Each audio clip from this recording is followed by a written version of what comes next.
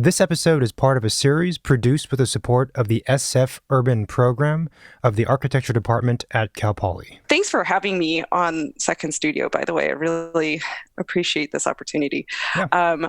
I'm really excited to talk to you because we have this small firm, Urban Field Studio, and I think we do things quite differently than a traditional architecture firm or even urban design firm.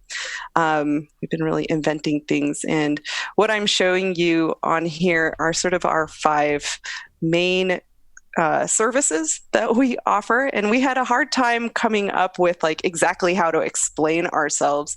What urban design is a little different than architecture sometimes. Like, I have to tell you, a lot of the projects we work on have a 10 to 20 to 40 year vision. So will it happen in our lifetime? I feel like we are always dreaming and hoping to see something, and we're facilitating towards that future. So we're involved in so many different ways with so many different people. And these are 5 separate kinds of services. So we do a lot of development strategy, like what should it be? Mm-hmm. And conceptual architecture. So things that, if we're trying to dream, what's the best this place could be? So that has been really exciting. I love being at the beginning of projects and dreaming before anything is set in place or setting certain vision for what that is. Mm. And of course, often we come to a project because there's this site. There's a site, and what do we do with it? That's really the question. What fits on there? Yeah. And sometimes the site has a lot of constraints, and some of the times the site is really an open book, and we have to discover what can work. And so that's a lot of what we do, a lot of site feasibility studies. The other 2 really important components are urban design education. Mm. So what's great is that we work in the urban field as part of our name, Urban Field Studio. We like to work with things that we really experience and see. And so everyone else sees this too, but the educational part is really being able to talk about our places that we live in with everybody, with the general public, with people who are in leadership, and all the technical people as well, everyone. So often that means we have to come to sort of a similar place, and education is part of that. Community engagement is a really big other part of that. And finally, what that often leads to is advocacy for, and that's our 5th component here, advocacy for urban design and urban spaces. And, in order for spaces to be as good as they can be, you have to have people who speak up for them and advocate for their all the great things that could happen there. And sometimes this is a little bit aspirational, and that's okay. So we have to put that out there. And, what I do a lot is bring ideas to the general public and see what sticks. And sometimes we get a lot of flack, and sometimes we get a lot of people who are like, I didn't realize it could be like that. And then we also have more recently people who are really asking for things to change. And I find this to be a really exciting time for that. So that's sort of a really short introduction to what we're trying to do at Urban Field Studio.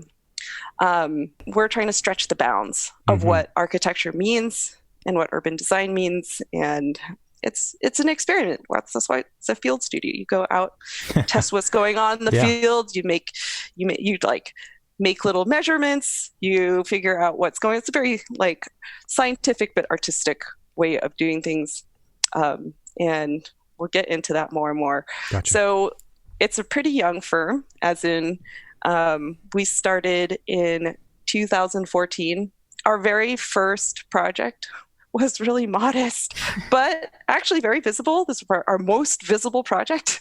It was a signage program for uptown Oakland, like near the 19th Street BART station. And it's just signage all throughout the area. And this was really fun. We did this with Matthew Myers, who's the graphic designer.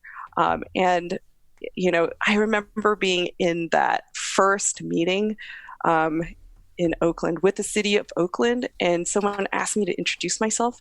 And I had this weird moment, like, I had to say something like, "Hi, my name is Jane Lin, and I'm a partner with Urban Field Studio." And it was so foreign. I don't know what it was. Like, all of a sudden I'm like, oh my God, I have this firm. What's going on? This is real. What did I get myself into? But actually that was a big transition to be like, oh, I'm advocating for myself, and we're doing this project. This project is something that we will be able to see. So it was a really small one, but we made these signs. We thought about where they go and the maps and everything. And it was actually tons of fun, just because at the time Uptown was just starting to blossom, and everything was really exciting. People were coming to that area for the first time, emerging out of BART and going, where the hell am I? And where's this and that and the other thing? So anyway, and I'm hoping that it'll come back soon. I am hoping that everyone's going to need those signs again soon as they repopulate downtown Oakland. So that was the first one. Yes, I have to say that I think that's a small project probably, but I think it's a great thing, and it reminds me. I'm from France, and we have signs of where is downtown, where is the church, where is the post office, like everywhere in the streets, even in the smallest town. And here you go to like the largest cities, and you still don't know your way around unless you have a phone. So sometimes it is about the smallest thing within the urban fabric that really changes your experience, right, as a pedestrian. Yes. I think actually wayfinding and signage is a really key part of our city identity. And I mean, I write about this in policy a lot.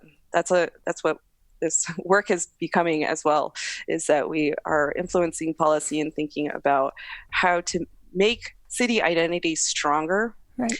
And, signs and murals and things like that, things that help you just get around, really are part of helping you create and structure your understanding of a district. Right. I think they kind of scratch the surface. If I had to say what would be really strong for supporting urban character and identity, you got to design some buildings that really give your eye a landmark or some memory of what's different about the corner, or but actually I think there are all these components in Uptown Oakland. So when you come as a visitor for the first time, you kind of just need to get the lay of the land, and of course a map will help. But there's some places where the urban form is so clear that you're like, oh, okay, I get it, I'm going over there. But in some of our gridded cities especially, you kind of like don't know what is different on each corner. And so then you need these guides and help. And so even the placement of the signs is really something that we had to think through. Where are people the most lost? Where do they need the information the most? It's like very much an experiential design. Yeah, so I guess there's a couple of things almost here just with this one project. There's the graphic design component, which is the most obvious. And I think a lot of people would assume, well, if you're doing navigation signage for a city, that's mainly a question of graphic design. And that's a huge part of it for sure. But there's also this, as you said, wayfinding is a big part of how you experience a city. And it might not be maybe the first thing we think of, but it's definitely part of that narrative. Yeah, I know it captures sort of the story of where we are, and actually the history you can see on the side of this post here, and the sign includes a historic photo of what it used to look like walking down the same street. And I think that's kind of fun too, because the signs themselves can lend a little bit more depth to to the identity of the area. Of course, this is a physical sign. There's also virtual signs, and there's also virtual maps and things like that. But, then you have to have a device as well. So as we keep thinking about signs and wayfinding, there's so many other types. This physical signage, I think, if it's done well and not overdone as well, then we can really help add something to the physical space so that you can really get it or understand. So anyway, that's the first project. We've done a lot of really great things since then. So in our first year, we were, the kind of work we wanted to do, or what we had been doing before really, was work for agencies and governments, and so mostly cities. So this first job, this is our big first job, is in North Hollywood with Metro in Los Angeles. And they were taking the existing North Hollywood station and parking lots around them. And this is actually a really important place where the red line in Los Angeles in the metro system ends and connects with the orange line, which is a bus system. So it goes from a muni like San Francisco underground to above ground dedicated bus. So it's got a lot of potential. It's one stop away from Universal Cities, so it's really quite the place. So this was crazy because we got that signage job, and then we got this job. How do we get there? Yeah. Well, the fact is, we're a small firm, but 2 out of 3 are women. So we applied to. We applied for our small business entity and got that through, there's a certification system. And then we also did our women-owned business entity as well. So these are government programs that help with hiring. So there was a very high percentage that they wanted on the contract for this. So we went after this. And because we were a women-owned business, small business entity, we were able to compete. We were able to be considered because there was in the procurement process, while they're trying to figure out who to hire, they were required to consider people like us. So even though our resume as a firm was one small project, we actually have a lot of previous experience in our past firm, which I'll talk about more. So it wasn't out of the blue. We weren't crazy matched for this, but what it was to write development standards. So it's guidelines for what should be developed here. What we're doing is not necessarily designing the buildings themselves, but we're saying, this is the kind of space you can have. And this is a huge reimagination of surface parking lots into a couple towers of housing and mixed use environment, like what you kind of dream of in a global city. Like Los Angeles should have this and has this downtown, but doesn't have it all the way out in North Hollywood. Or it will. Now it will. And so it's like a completely transit-oriented place. And so the process is really different because we have to vet this with the community. We did a big community meeting. We did several of them. And then also that community meeting led up to the development of the guidelines. And then Metro put out an RFP. They called for developers to come bid on it. And then we were part of that process too. And then once they got their bids, we were part of the evaluation process, and we were doing design review. So all of this work is done by Trammell Crow and their design teams. And I think Gensler is one of them. And then there's also Realm, who are landscape architects. And so there's quite a team that is working on this. There's several blocks, several buildings, and the design process gets pretty complicated as they negotiate what they want for the site. So while we're trained as architects, I have to tell you, I'm not doing any of the buildings here, but I am guiding what Interesting. can be built. And that is like a really different role than what I was initially trained or imagined myself to do. But it's a really important role. That's the advocacy role. Like the community and Metro all established what they wanted, and we put it out there in a document. And so when developers come, they really need to follow that. And they did to a large extent. I mean, they really put in, they're going to invest a lot of money into making this and transform this place. And I'm really excited for it. So, but there were always like little things you got to talk through. And it's like, it's a very fun process. So, and the other really fun thing was I got to work with some of my fellow classmates that I graduated with, but they were on the other side. So it was really interesting because you like get to see your friends out there again, but in a different role as well. So in this case, your responsibility was really to develop the larger meaning urban scale vision, and then coming up with a set of guidelines, right? Right. So it's visioning and framework and guidelines. Okay. So is it sort of like, I don't know, this is not the right term, but like the pecking order is sort of like the client, then you, and then the architects, because the architects kind of have to, what they develop has to fit within your framework, within your guidelines. Is that right? Yes. So we're more like on the client side, right? Defining what the architect should be responding to. Right. And then the architect brings something forward, and then we react to that. We're making sure that they're following what the prompt was. So that's right. I mean, that's really interesting. So I have a couple questions there. The first is, as you know, architects are trained a good architect is trained to think outside of the site, to think really broad and big. How much pushback or how much negotiation happens between like the architect's vision and then the guidelines that you've set? And I know it would vary from project to project, but like, what is that conversation like?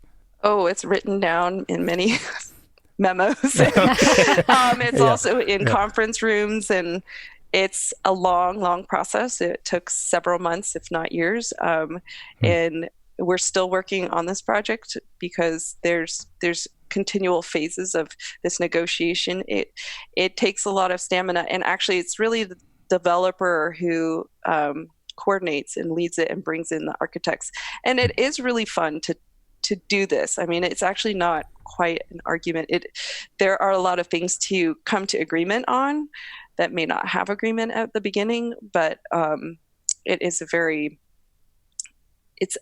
it's an art. It's definitely a dance as well. Right. Yeah, it's a dance.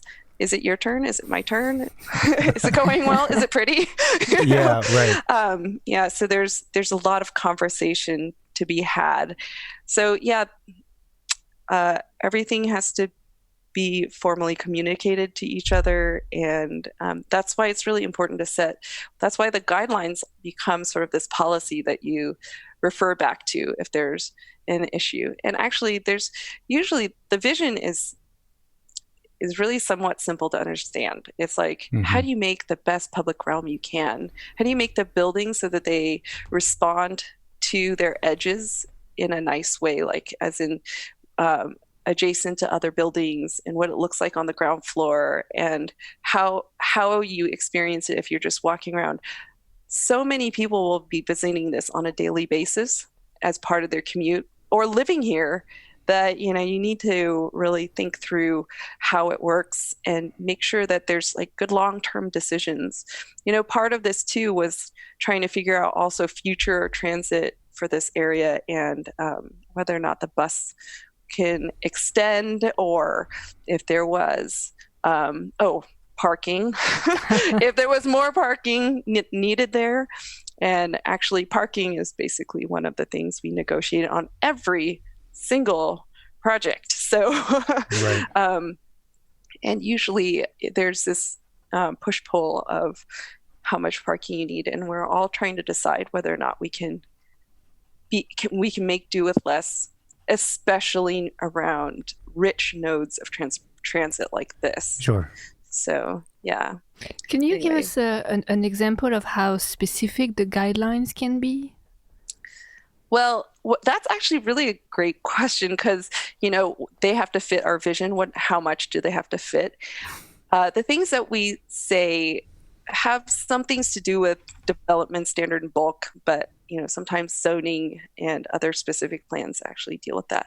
The things that we typically put in the guidelines have to do with goals for what we want the experience to feel like, like whether or not there's a rich pedestrian environment and, the kind of environment that's there with shade. This is really hot.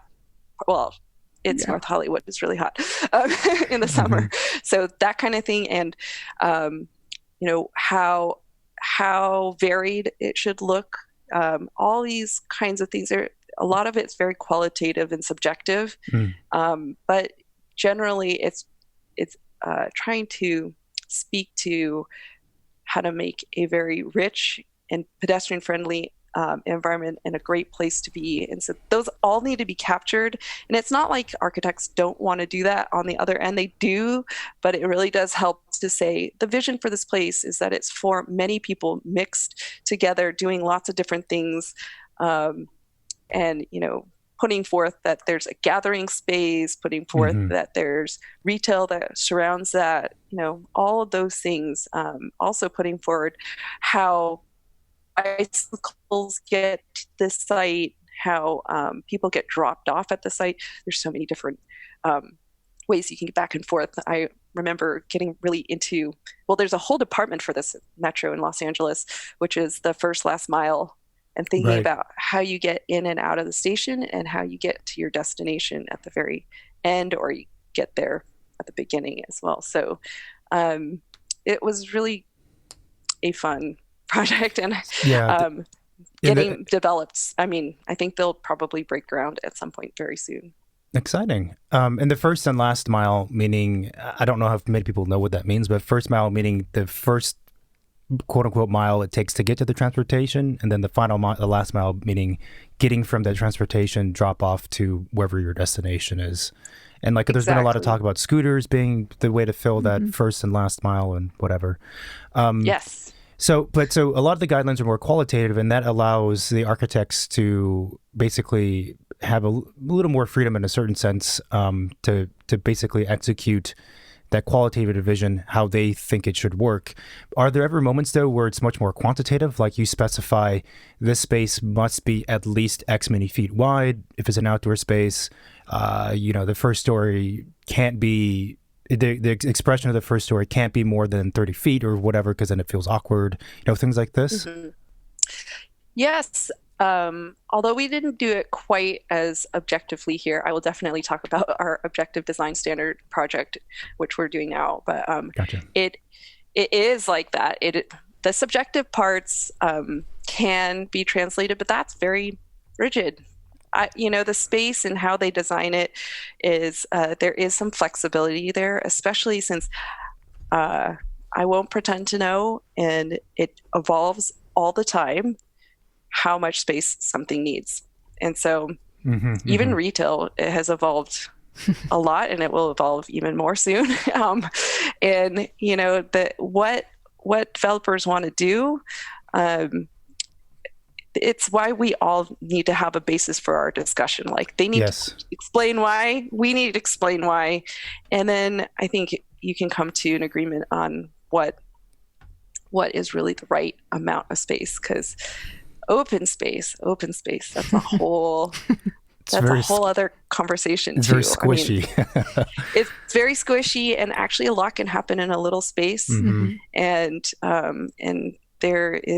it's about the quality of the space more and more. I mean, that's been a big exploration in another project I'll bring up soon. That's great. So actually, let me keep going, because so this one, in 2017, I think that was the year. So we started to get really rolling. And one of the craziest jobs that I was like, I think I'm going to make a difference, and this is a really amazing and important job, was that we work for the city of Oakland on the Coliseum site. And at the time, the city of Oakland was negotiating with the Raiders. And this was interesting. We got brought in by an economist, and we got to be at the table. I was like, wow.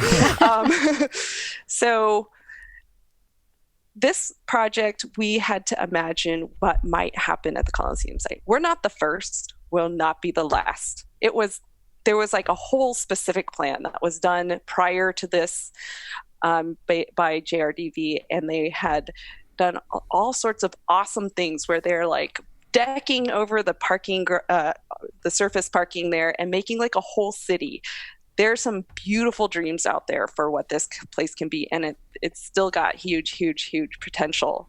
And at the time, there's tons of movement with the sports facilities. There's still always, so we know the final story is that the Raiders did leave. And actually, this is an interesting thing to bring up, because why do cities support big sports? That was one of the things. I was like, oh, this is kind of cool. We get to talk about possibly having 3 venues here. There was the stadium, and that exists. There's the basketball arena that exists, and then possibly bringing the baseball stadium here too, and it'd be like a huge sports event, like extravaganza. But guess what? 2 have left, and now we have baseball only, and they're not going here. And actually, that's fine. I think that's what's really interesting about the urban design process, is that there's these huge things that move. They're huge, but this site is so incredibly connected. It has BART, it has Amtrak, it is like on a connector to Oakland Airport. It has the 880 freeway right next to it. It's got all sorts of things happening, but it's also fraught with lots of constraints. So it's quite an amazing place. The most amazing part was the negotiation for it. I never thought it would just be the mayor and the NFL rep, and then there was the administrator for that project, and the NFL's rep's assistant. And then there was me. I was like, whoa. And I was doing the presentation, and actually that was a really interesting time, because on the Oakland side, it was 3 women, and on the NFL side, it was the guys. Right. So, yeah, and actually that was, and it's now been so many years, I think I can finally talk about it a little bit. But yeah, it was a really important time. What we're showing them are conceptual ideas. That's why they were so blocky, and they just look like sketches, right? So they're sketches done in SketchUp, but they're just, to show that you're just trying out ideas and thinking about things and putting out options. And then, they could continue along their way, because that just needed to, they just needed something to negotiate around. Of course, what can be envisioned at the site is not at all what we had shown them in 2017, but that's okay. I think every moment in our history, we have we have different objectives at play, and this one site has a big history, or a future. How do you call a future history? A future story in front of it. Right. So, yeah. Is doing urban design essentially for stadiums within a city, is that challenging? Because I feel like stadiums, a lot of times, they have this perception, or they're at least sold to the public as being this great thing, is going to elevate the city to this global level, and we have this fantastic team now, this brand. But these spaces around the stadium, a lot of times, and the parking lots and stuff, it creates a weird patch in the city. Yeah. So stadiums hold events that are pulses. They're like these crazy gatherings of so many people. And I can't remember the number, but I think the number of NFL games that were there a year is somewhere in the teens. Okay. It's somewhere between like 12 and 18 or something like that. it is so low for how much investment there is every year. I mean, like, there's all these bonds that are being paid for and will be paid for another couple decades. And yeah, there's the sea of parking, but actually that is starting to evolve, and you see baseball stadiums. Baseball is different. Baseball has more like in the 50s number of games a year that would be at home. So there's more activity that can happen there. I think that's more what you see at the Giants ballpark in San Francisco, where there's limited surface parking around it, and it's much more integrated into the city. You'll see that more and more. That's definitely a trend to integrate and make it part of the fabric. And in fact, looking at how the Oakland A's was hunting for sites, they were really looking to be closer to a city center or to be amongst the other things. But it's a huge footprint where you're going to put this sucker. So often it becomes put in outlying places like Las Vegas. And, so I think there's a price to pay for this, and it gets really political. So I think that wasn't for me to be making tons of opinions about, but it was fun to hear about it, and it's fun to have my own opinions. But there's definitely the job here was to imagine what could be and bring that story ahead and see if it stuck. Didn't stick that time, but that's okay. You have to be used to that if you're an urban designer. Sure. Put lots of ideas out there. Which ones will stick? I don't know. We'll see in 20 years. Yeah. 20 years. So, okay. So the turning point was we started to work a lot on more BART stations. There's a new BART station coming to Fremont, which is not there yet, Irvington BART. That would be the third. There's Fremont and there's Warm Springs, and Irvington BART will come soon.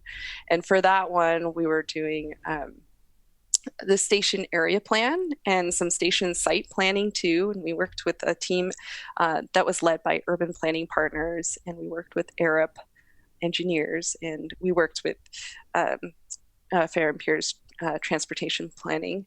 And so this was a really interesting thing where an urban design consultant is part of the team. And actually these kinds of teams are the little project teams. I feel like architects have their teams too, with their subs with, structural, civil, mechanical, I'm going to miss much, landscape, all the specialties. And so that's a really different kind of teaming than what urban design and planning teams team with. So what we produced in the end was a joint project between BART and the city of Fremont. And what we produced in the end was a station area plan to encourage more development near the future BART station that would be a little more intense than what is there now. So this is one of the themes that is kind of underlying the work that we do, is that we help places that have been low-rise, sort of suburban, grow up a little bit. and because there's a lot of places like this, our area is very impacted, yet the form of the San Francisco Bay Area is still very low density. And so we're having a struggle. It's a crisis, actually. And what we need to do is really intensify our urban areas. Not like crazy, but more than what it is now. I mean, it's kind of interesting to think we're really talking about growing from low rise to mid-rise, and mid-rise means like 5 to 8 stories. This is nothing in comparison to a lot of other bigger cities, but we're a really broad region. So just thinking about how you can grow up a little bit is really important. And physically grow up the building. Yeah, physically grow up, not like mentally. You're there, okay, you're fine, you're a grown-up city, but you're not physically. You need to physically grow. You need to be a bit bigger than what you are, and there's a lot of pains that come with that. The first thing people come up with the pain is, or pinch point. Let's call it pinch point. They hate the traffic. The traffic. Yeah. And then they're like, the buildings are so big. And so we're always anticipating that. And then they're like, where am I going to be able to park? Mm-hmm. These are all real problems. We face them every time we're in an urban environment, and somehow we have to make it all fit. It's just the way. So figuring out ways to incorporate, to address those kinds of pinch points to make it possible. Of course, there are a lot of people who do not like anything but the status quo. Sure. And you have to accept that. But things change, whether or not you want them to or not. So you might as well make them the best that they can be. So yeah, there's definitely a certain type of user group that, as you said, they want only the status quo, and they're totally fixed and willing to change. And it's like, well, there's almost no point in trying to work with those people. But for someone who's maybe a bit more flexible, but they're really concerned about the buildings being too massive feeling, or the parking situation, or the traffic situation. So what would be some of the things that you would say in response to one of these community members who's like, hey, I don't like this idea of all of the buildings in my neighborhood going up to 6 stories when we're used to maybe 1 or 2. How would you respond? I'm going to not go in order with my projects here, but this is a big issue right now because we have an affordable housing crisis. Mm-hmm. And the only way to address that is to build more capacity. And the only way to do that is to go taller, but not like crazy tall. So we're talking about this all the time. And if you're still advocating for 2-story buildings, your single family home, let's say, because, I think that you're coming from a place of privilege, mm-hmm. and you're not considering how other people might need to have space too.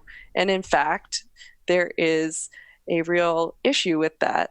And you may think that everyone needs to be like you and have a single family home. And I'm going to admit I live in one too, but there are other options for other people. It's so expensive. How can we all live in a single family home? How can we do that? So we have to think of alternatives. And actually, there's some beautiful benefits with having higher densities and going 4 to 6 stories or even taller. Mm-hmm. The main thing is that you get a more vibrant streetscape and you can have your conveniences without driving. And that's a big deal. I think you see that in a lot of places. And yeah, your building is taller.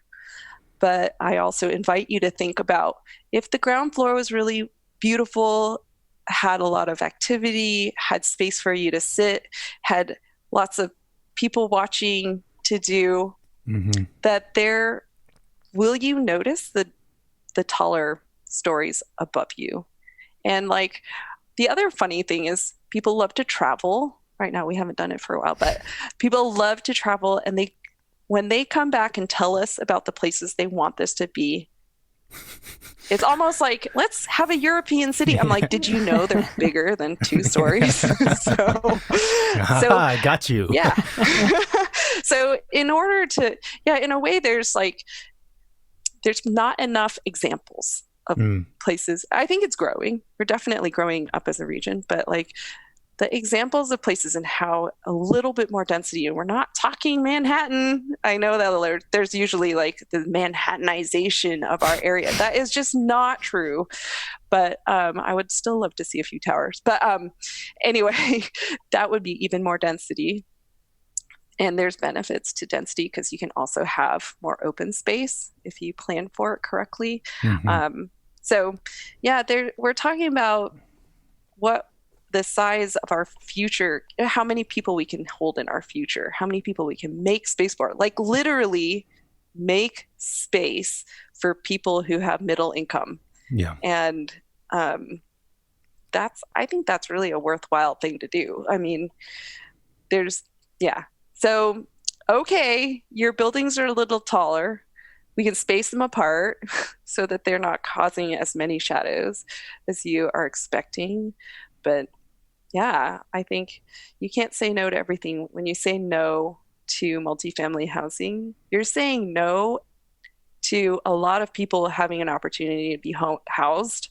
And when you see homelessness out there, which we see a lot, the reason why they're there is there's many reasons, but they're at an economic disadvantage. And that's the only way to make sure there's more housing and to have housing prices be right is to have more supply, more units is really important. No, absolutely. I mean, there's a lot of things there. I think one of them is the perspective shift from a person being concerned only about their own domain and their life, and as you said, there are benefits you're going to get though if we go up. Right? There's the call them amenities or what was the word you used? Basically program that's going to be right around the block that you can walk to instead of having to jump in your car and drive for 10 minutes and try to find parking and all that nonsense.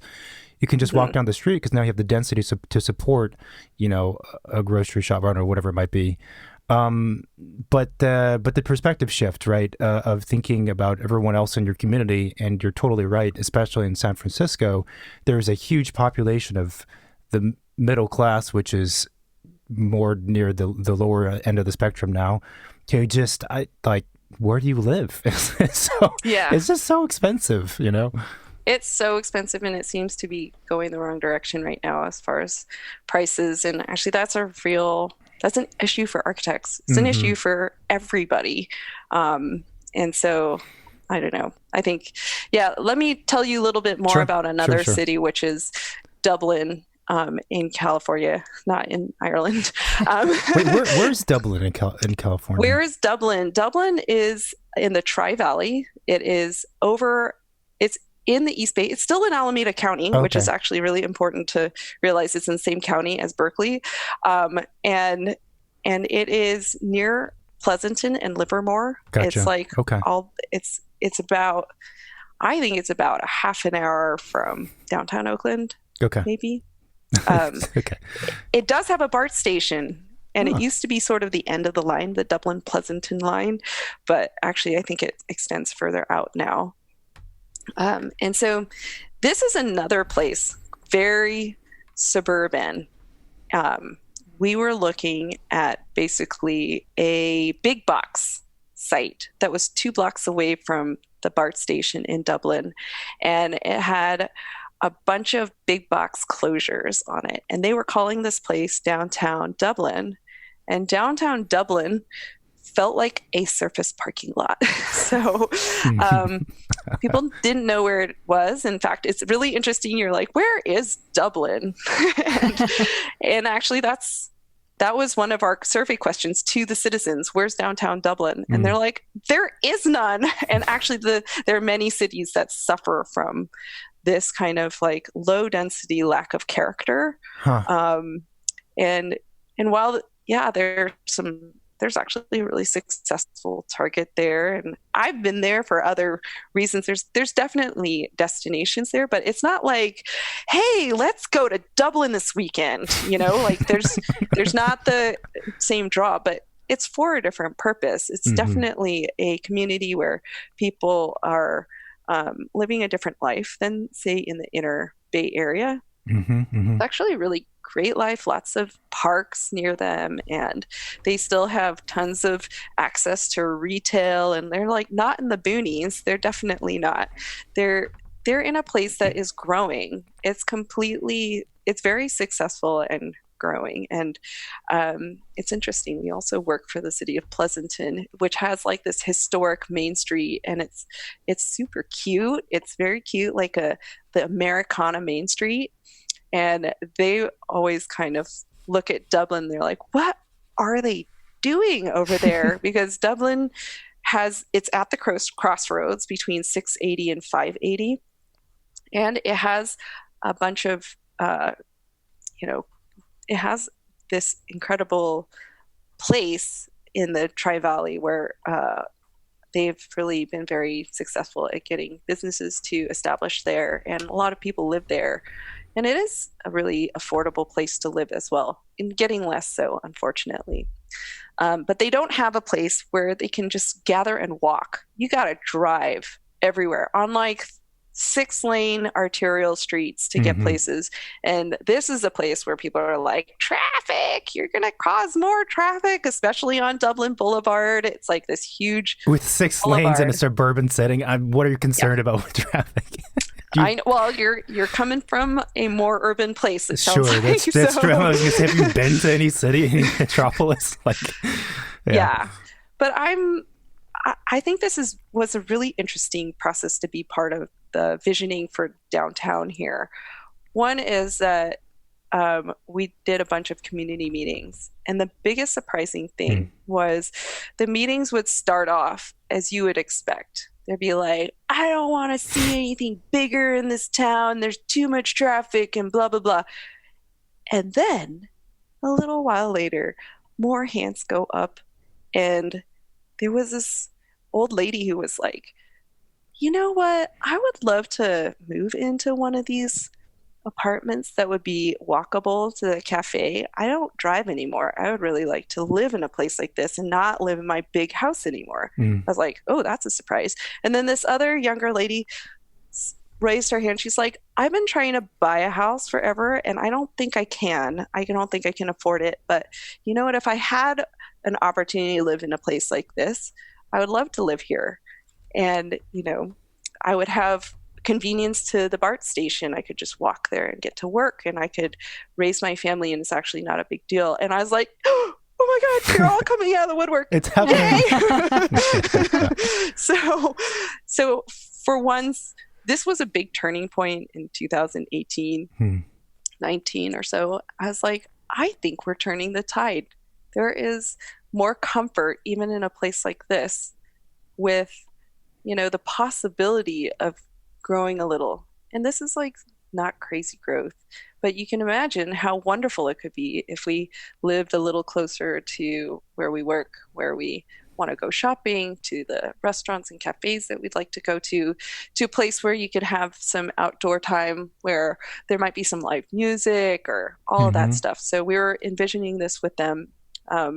And on this particular project, this was the first project I led as a prime, but we partnered with ELS Architecture, and that was a really fun thing. So as a small firm, I don't have the capacity to do a ton of stuff. There's 3 of us. Literally, there aren't any more people to work on things. And so to partner with a bigger firm like ELS is really important to make sure it can get done, and also to have this sort of other experience of working with another firm. I mean, it's fantastic. So what we're seeing here, there's like a big main pedestrian walkway, it seems like. Is that a former street that was closed, or is that mid-block? Oh, these are streets that are not even here yet. The red, I'm showing an image, a rendering of basically what could be here. And the streets are designed to feel more like pedestrian streets. Cars are allowed on them. Oh, I see. Okay. But you know what? We always feel like we're intruding in the car world. Yeah. That's not right. what this is about. It's kind of this backwards. Is about the cars are intruding on the pedestrian world. And and actually there are places where that balances, especially in they do it in malls a little bit here. But like the true way to do that is in Europe with Bourderonnet, and to have a truly mixed street where you have cars are allowed, they go slow, but it's designed to look like a big pedestrian environment. So they're going slow because they're not sure if you're gonna come out of the corner or something. But it allows you to get by, but you're not gonna zip by. You're not gonna be like, and I'm gonna make the next light. Yeah. No, there's a psychological effect for sure when there's trees and it's paved differently and stuff. I mean, it's an interesting point that there are a lot of cities, probably similar to Dublin, that are more suburban, sprawled out, and they don't have some kind of center to them, whether that center be a square, an open space, or a square open space, a plaza, just a fucking fountain even, or like more of a linear element like we're seeing here. That's a really good point. And that probably affects their identity, but also their economy, right? I mean, I can imagine that, a city that doesn't look like anything or doesn't have a center really does well. Yes, I know. They really have been thinking about this for a really long time. And I mean, they put this in their specific plan, which they wrote like in 2010 or something. And, to get to this point has taken quite many years to just have like the images to show that what the possibilities are. And so that's part of the job of the urban designer, is to visualize what can't be seen yet. But should this evolve and be something real in the next 5 to 10 years, that would be really amazing for the whole city, because then there is a place to call downtown. There is a place to go have a picture.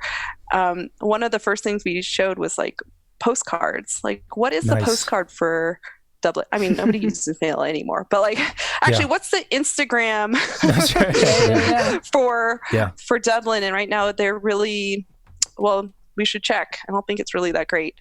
So, if there was a place like this, the city's committed. They've been collecting funds for years from development near the BART stations to make this happen. So it will, the city has dedicated funds for it. So they're going to make it. And then I think actually there's a very big possibility that this is going to be real in the near future. Cool. So I'm excited for it. It's definitely this turning point between imagination and reality. And I still have to be patient 5-10 years. Are there, a couple of things. I think that questioning or asking the question, like, what is the postcard moment or what is the postcard of this place, is actually an interesting way to frame the topic and the question, which is a very serious one, but frame it in a way that's very easily and quickly understandable by pretty much everybody, And I think that's great.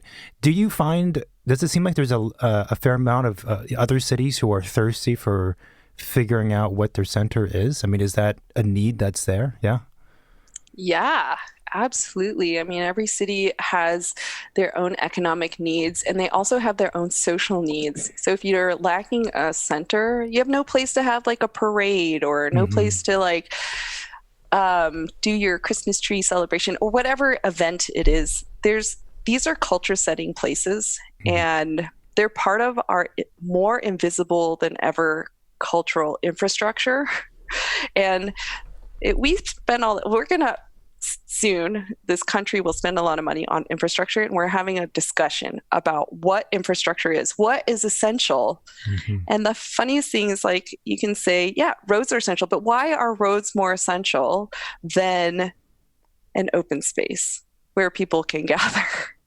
And that one doesn't hold as much water yet. But basically, we need these places so that we can be stronger as a community. We get places to sit and talk to each other and have civil conversation or social and entertainment conversation. That would be even better, so, there's always, I think we're really all lacking sort of common touch point. Yep. So this would be one new one, and there are a lot of other cities like this. In fact, there are a lot more suburban places than there are urban places, and that has always been a huge problem. Not a problem, but like a huge place where I want to address. Right. Like, I think that there's so much opportunity in trying to figure out how to make this majority space grow in a responsible and sustainable and equitable way. So, you can focus your energies on cities, and they have their own issues at a certain scale, but this scale has a lot of impact. You're really going to be affecting so many people as they move from densifying from single family homes into something a little bit bigger. Yeah, that's really well said. Yeah, that makes a lot of sense. I never thought about, because I've always lived in urban places and I'm obsessed with them. I've never thought about, like, oh yeah, there's a whole lot of land in the United States, that's just flat, suburban. And I don't think people, I mean, you said something also that part of your job is kind of painting the picture of what this experience would be like.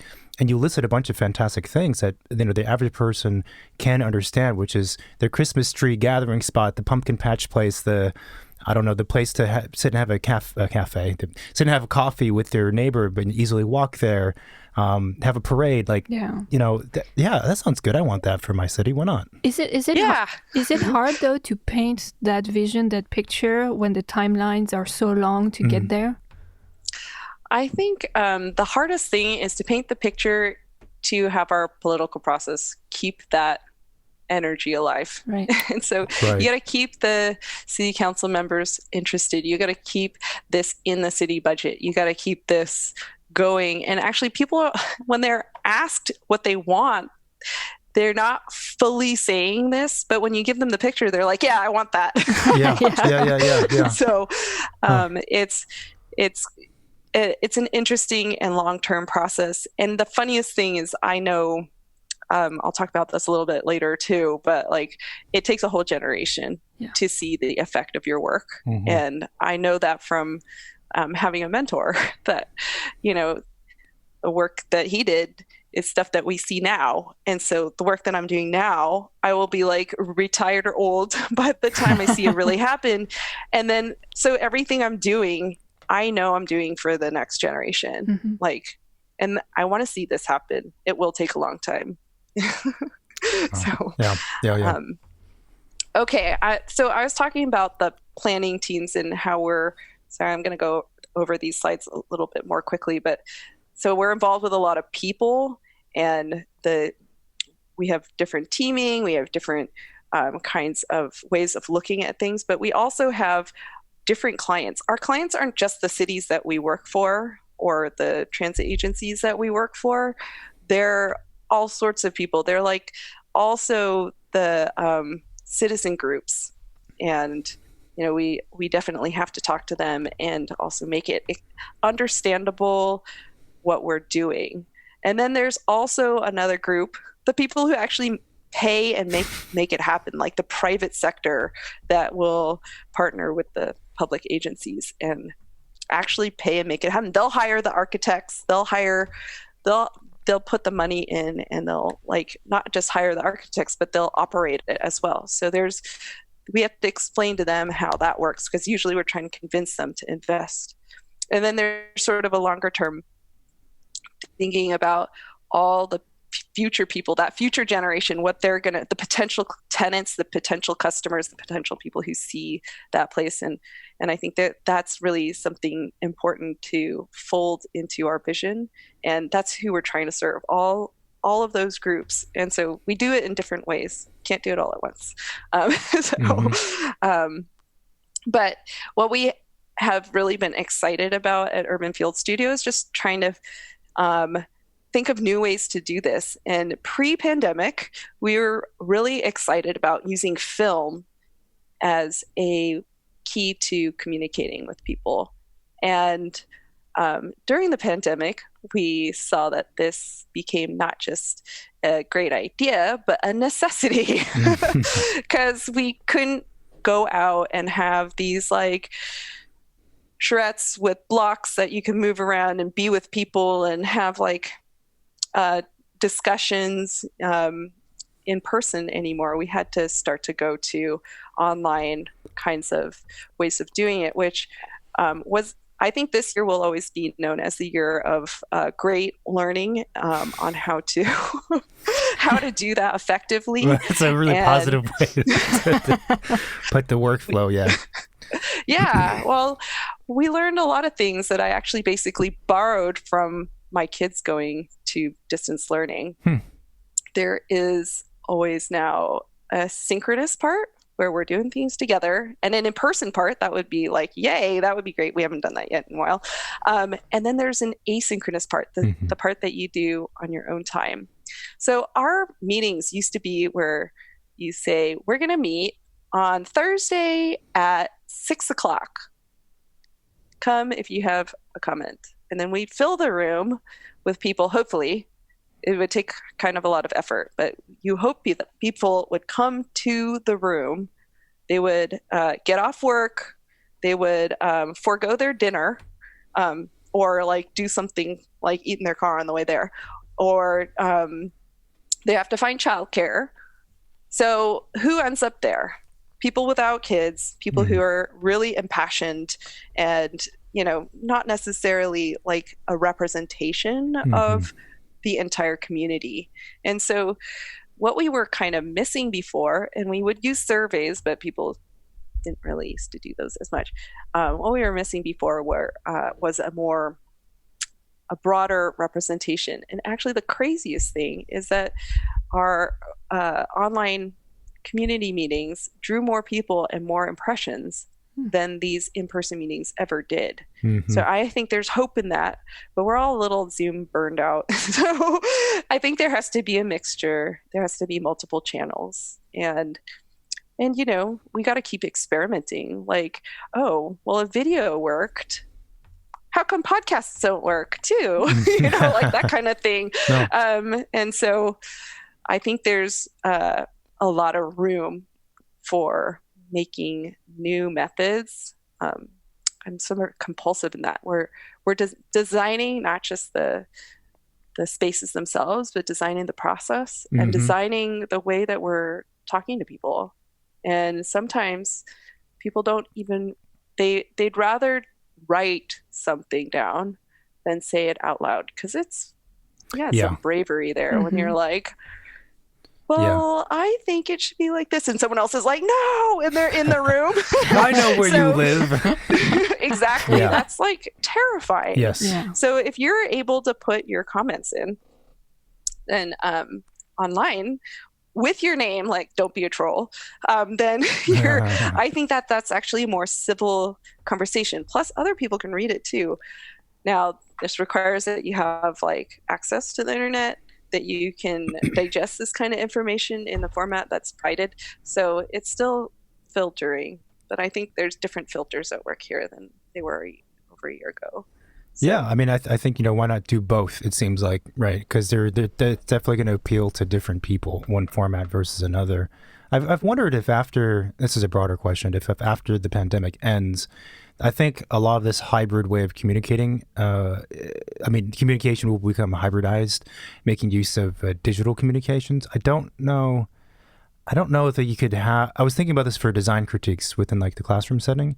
If you could have people from other places, essentially zoom in and be a critic, mixing with live critics. I don't know if that'd be weird though. You put VR goggles and you can see them next to you in the room. But maybe a bunch of iPads on tripods. We need some projectors, I think. Yeah. Projectors, actually, we need a little bit of a mixed studio environment.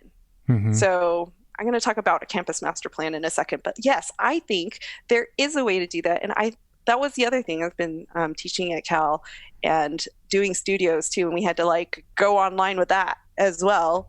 And the coolest thing is that you can have the final review include people from all over the world and in multiple time zones. It's like we never had access like that before. And the students really get something out of it, except for, we feel like we're just so sick of being in our little boxes, right? Sure. And I think there needs to just be more variety than what we're forced to do at this time.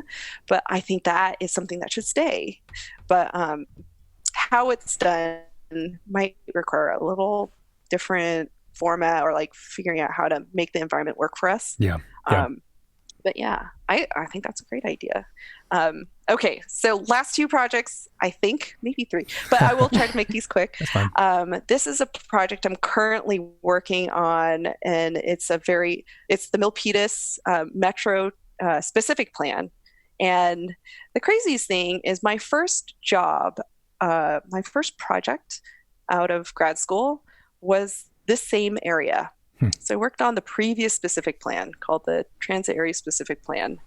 And that was in 2006 through 8. And then now it comes time to revise it. All plans need to be updated from time to time, especially if things change.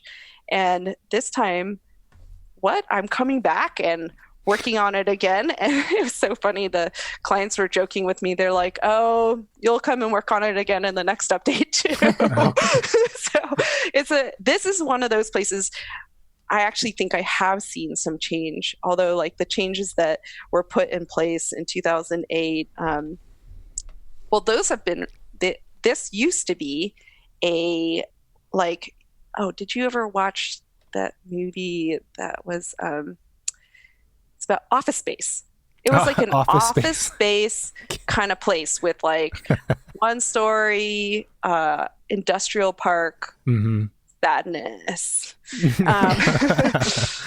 And then the Milpitas BART station was planned for this area. So they were like, okay, let's get ready. We're going to make it a transit-oriented neighborhood. So it was one of the first of our area to be like, okay, we're really planning for this and making a transition from office space to a transit-oriented neighborhood. Well, when they were done, there was a recession. It didn't seem like the right time. But then, bam, things got way better. And by 2018, 2019, like 7,000 new units were built in this area.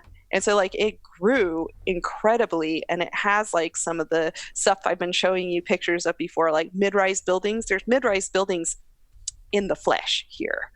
And but it's like half of it has been done, and we're really looking to the other half that did not turn over. So the harder parcels to turn over, and actually the biggest elephant in the room, which is not an elephant, but the great mall, big mall, which used to be a Ford factory actually. And so it's had many adapted reuses, but it is now across the street from the newly opened Milpitas BART station.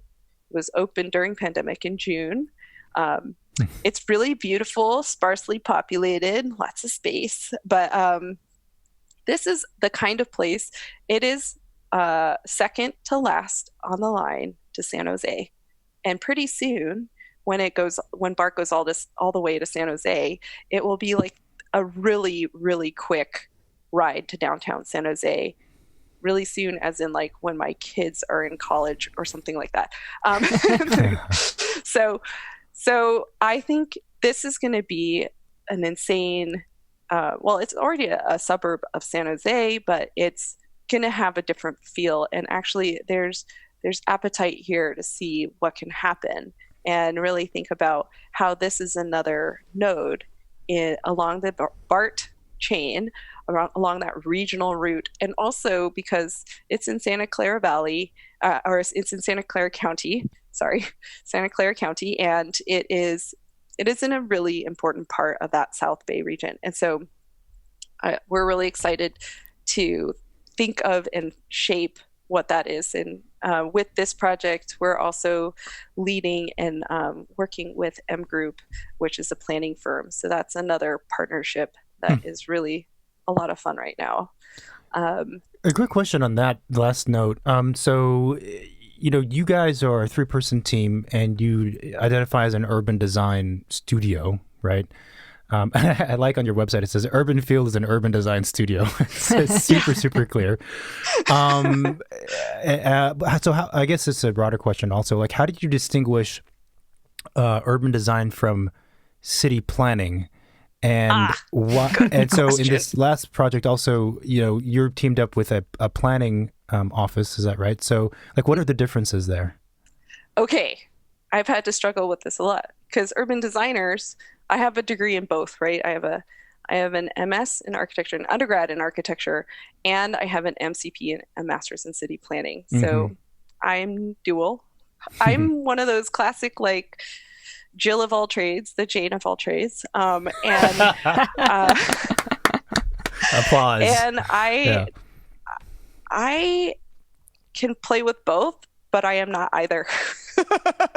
So what is interesting, and throw landscape architects in there too. Yeah. Okay. So like, are you an architect? Are you a planner? Are you a landscape architect? I am all of you, but not any of you. So how do we explain this? Often the case is I feel like my role is supporting the part that you're not. So sometimes I'm working, like the last project in Dublin, we're working with ELS architects. They're architects. I'm an architect too. I have a license, and in that role, I'm more of a planner, but I'm still an urban designer, but like kind of like shift roles a little bit. In this case, we're working with a planner, and the part that I don't do, or the part that I can do, but I'm not as good as them, is the policy writing. And so definitely, it's fun to share because they're also really good at seeing the urban components and design as well. They see it in a different way, and that's a really rich conversation. So that's really fun.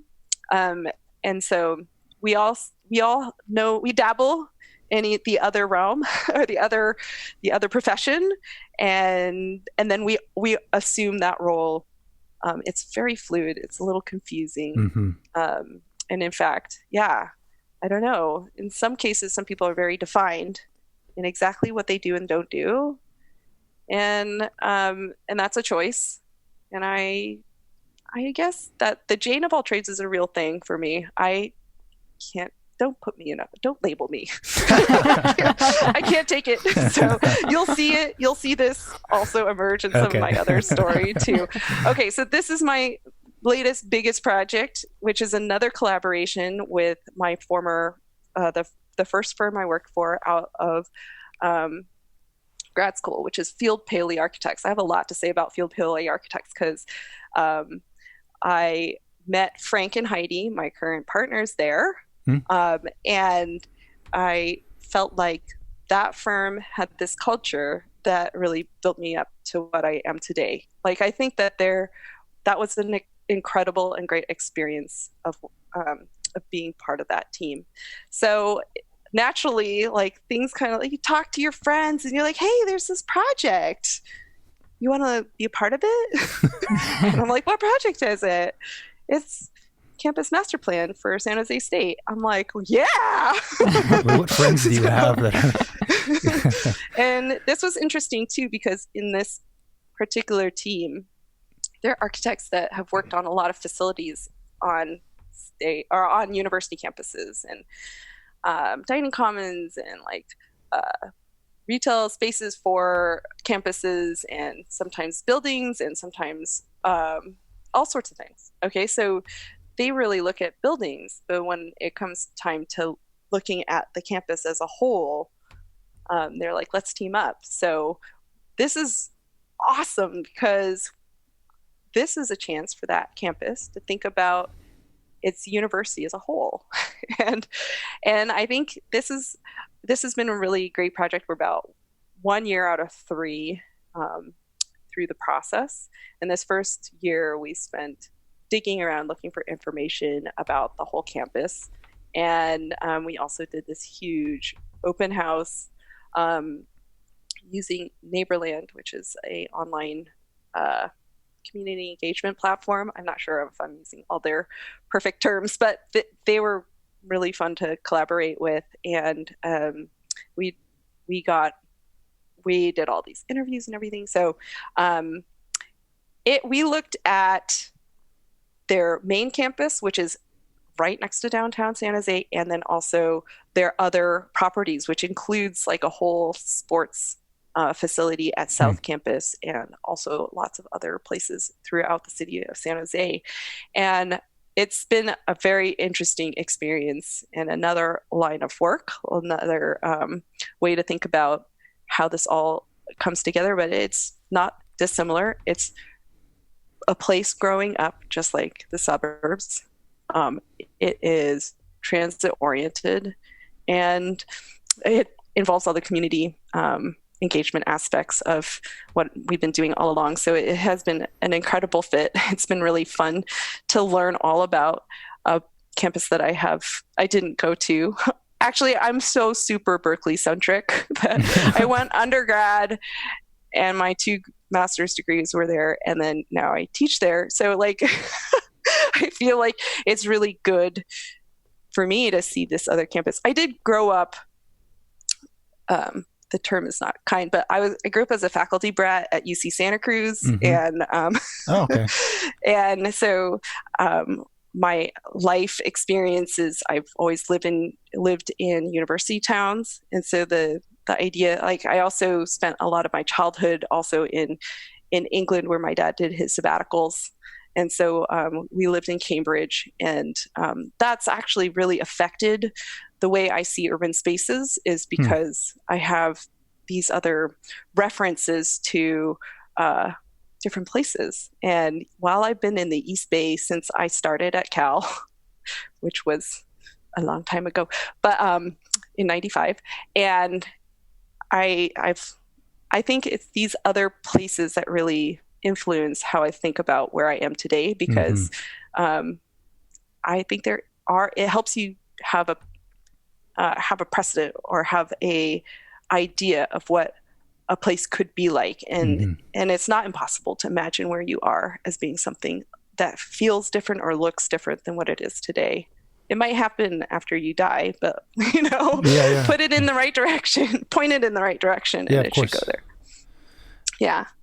This next series is with some of the smaller cities in the East Bay. So this first one is in Newark. We did a specific plan for them that is just about to finish, and so we're looking at some of the spaces they have left and opportunity zones, and really trying to shape some of their previous zoning standards. How does zoning come about?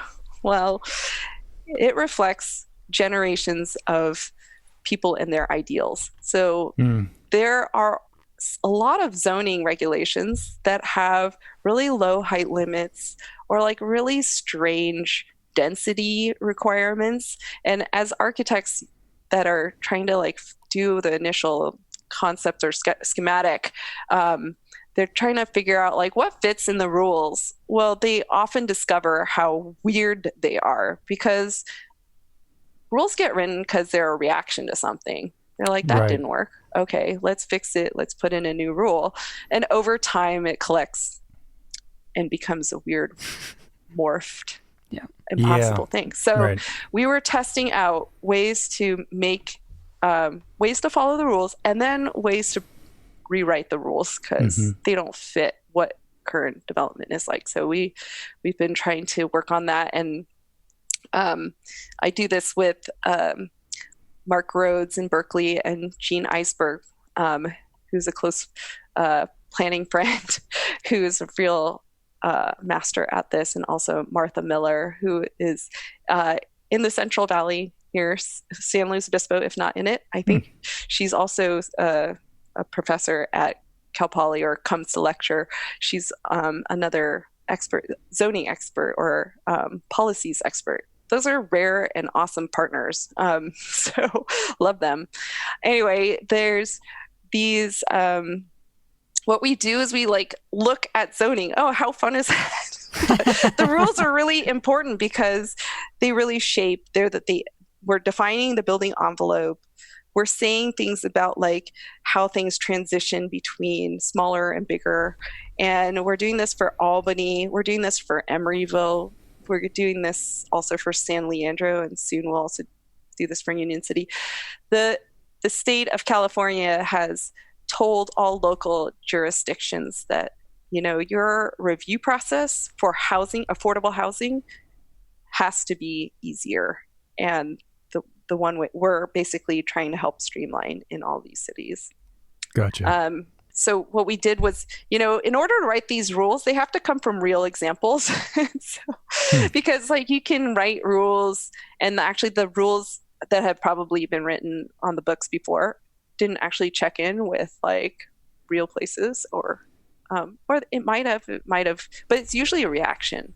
So in order to write something that fits what people want, we have to ask them what they want. So that's been this exercise that is a really rich and fun part of all of the work that we're doing in those cities is, what do you want to see? And actually this opens a huge can of worms. I was just talking to the Emeryville Planning Commission last night, and, they got to review 2 projects while on the agenda before our item, and it was so interesting because their critique will make their city a better place. And if you don't allow them to do that, if you have to translate what they would have said into objective design standards, that becomes quite a task. And so I think as urban designers in this role, I really see our role as putting forward as good and as flexible, because you don't want them to all look like this. You don't want them all to look the same, but you want to try to make sure the weak projects still include really important things, and you want to make sure that there's enough room for the really beautiful new projects to happen. So that's a really tricky thing. We don't have the answer yet, and we welcome anyone who does. Well, I mean, that's a good point, because that is the goal, but those are it's so tough. I mean, when you write a rule set, essentially, right, to maintain a certain base standard of, I don't know, quality. It's hard to write something that doesn't cap thinking and cap possibilities, but also thinking. How did you develop a set of guidelines, though, and policies without designing the building? You know, because you're kind of like thinking forward. Do you have to like do tests to see how the rule set might be interpreted or used? Yes, absolutely. We got to test the site to see, you know, and we're not getting to the point where we make the windows or the like even the sort of, we're not saying you have to have certain kinds of expression, like vertical expression at every X feet or something like that. We're first kind of sculpting what happens in the box, okay? And then there's things that we're trying to say, you know, make the entry so that it's not like you just walk right into the door, right? So there's create a nicer entrance that we'll use more words. Words are really important here. But, you know, it's something about defining the entry, something defining, you know, the way that the mass of the building looks. So like, do not give us the box that we just gave you. Break it up. Make it a legible thing. But those kinds of words, legible, is really subjective. Yeah. And so it's been kind of interesting to think about how to balance that. In one way, I love my planner friends because they think about rules a lot more than I do. I love breaking rules. But anyway, so I'm breaking the rules and they're thinking about how to translate the rules. But there are other ways to accomplish this where, you know, if you have a competent team of developers and designers, then I think you can really trust that there would be a good outcome. But it's when you have the weak ones or the ones that really are working off of their spreadsheet of how much money they're going to make and they just max out. That's really like, we're trying to hone in on like, how do you define it so that if this was like off the shelf, ready to go housing, that it would be a contribution to our urban environment and not just like another like Lego block. I suppose in our world. Yeah. And there's a fair amount of bad buildings out there. It's kind of interesting because it seems like a lot of the kinds of guidelines that you're talking about are almost again like base fundamental level quality things that probably any good architect who has any sensitivity to site surroundings would know, like, okay, you know, there's a street experience, we have to get involved. That's a topic. There's this building's going to be an entire block. You know, scale is an issue and how it gets read from a distance and being broken up. And then the entry not being just a door and a flat wall on a 300-foot facade. Like, how do we create an entry? But I suppose, so even though some of the topics are kind of like obvious, I guess having them written down, like them being in writing, is really significant and means something, even if, again, the ideas are sort of typical in a way. Yeah. And I think that's the hardest thing is because as architects, we're so visual. How does this translate? And we're also, the way we decide is not linear. And so this is asking for some linearity to it, and it's a rough fit. It's not good, but it whatever it needs to be to make it. I mean, we have multiple objectives here. One is housing creation and making this process simpler, which actually I think that's a real objective we need to address because it is really hard to develop something in the Bay Area. It takes a long time, and sometimes the feedback given is, you know, it takes a lot of effort to make it work, and maybe sometimes it's not really worth it. But like, actually, just like the example in Emeryville last night, I really heard very important things being said. It is that design conversation held in public space, held outside of our academic spaces, we're having those, and they affect real places. And actually, I think that's where it's like so interesting and exciting. And so I don't know how we'll translate it, but it is, it's the current problem. It's the problem du jour. Right. Yeah. Right. Anyway, okay, well, we have been using this is just an example. What I'm showing on the screen is an example of when we do our workshops now. We've been relying on our whiteboards. And I actually especially really like Jamboard and Google.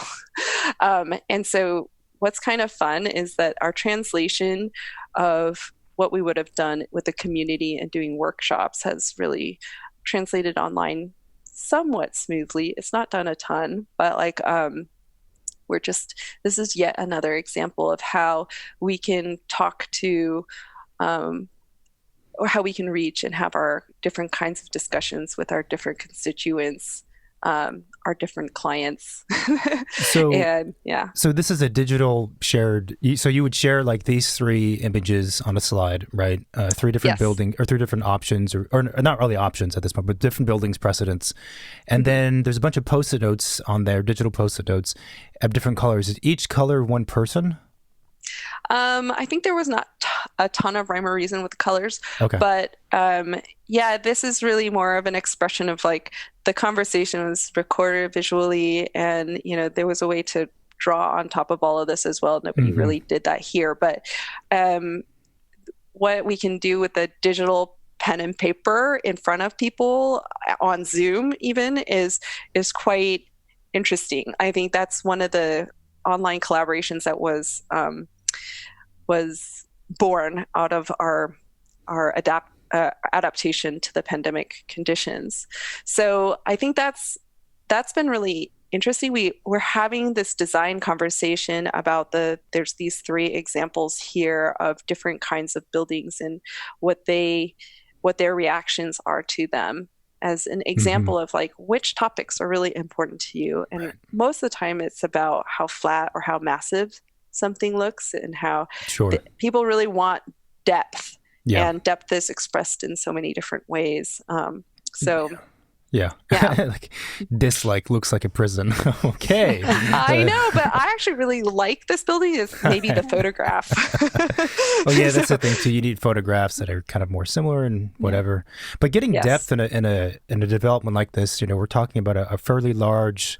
Like, these are all 6-story-ish. They're probably, 200, 300 feet long? I don't know. Pretty big. Yeah, they're probably about 200 feet long. They're quite, they're the classic mid-rise apartment building that is somewhat massive. And actually, I remember there was an article that was written, they all look the same. They have sort of this rhythm and feel to them. And those look the same because the objective standards are saying things like, put a bay every 100 feet or something like that. So, they're reacting to rules, or they're reacting maybe to the market too. Other people did it, so in that passed, we'll do it too. And actually, that's a really interesting thing to think about, the ubiquitous buildings, about the sort of, they're not, some of these may never win an award or stick out in your mind, but they serve a different purpose. They will probably be our backdrop buildings throughout the city, and they still need to look a little, they need to at least be human, have some humanity to them. No, absolutely. So, I mean, this on a previous recording not long ago, we were talking about what architecture is, and Marina had brought up the distinction between, we had called it capital A architecture versus lowercase a architecture or / buildings, which in those categories, the lowercase a, make up 90%, 99% of our built environment, and they serve as a backdrop. They're really important. But we do seem plagued by this kind of generic multi-story there's like 4 gestures. It's like a ribbon gesture, a box frame box gesture, and another two. A pop-up one. Yeah. Yeah, and that's the challenge to the designers, because actually I don't think that the rules are that rigid that you have to do it like this every time.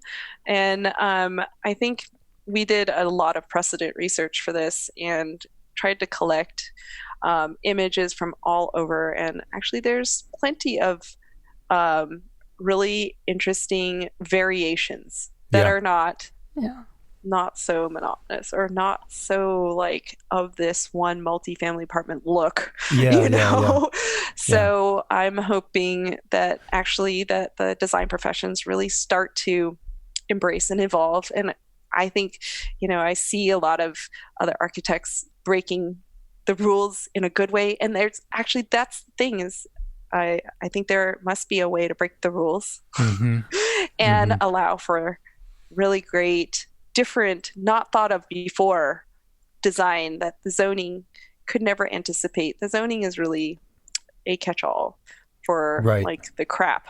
Like, don't do the crap. Yeah. No, but I think it's important, for the architects and designers to kind of remember that, because when you get inundated with all these rules and codes and stuff, you kind of, it's 5 p.m. on a Friday, like, okay, let me just default to what's going to answer it, Don't default. Yeah, I think that's the thing is maybe those subjective design reviews, there's some parts of them, not all like criticism, some parts of them are like, thank God you brought this project to our city because it is something different, So I think there's those kinds of comments like those, strive for that, strive for your own design creativity. I feel like even though I'm focused on the rules here, I don't want you to follow them too hard. She whispers. Don't follow the rules too hard. I think that's the thing is there's probably just a creative way to express yourself and still fit in the rules. The rules are pretty broad. So, and when they get too specific, that's when you start to get things that. Yeah. That's why I think having someone like your guys' office partner with architects or other people in designing places and spaces and building is super important, to have someone that's kind of the gatekeeper of the vision and the quality of the project, versus maybe like the architect deciding of everything and having to keep up with everything. That makes more sense to me. That's a lot of work to do. Make sure that someone is always going to be looking at the project on the qualitative aspect of it and not just program, square feet, timeline, budgets, It's super important. Who does a lot of this is the planning staff at every city. And I'm sure that's who architects present their initial application to.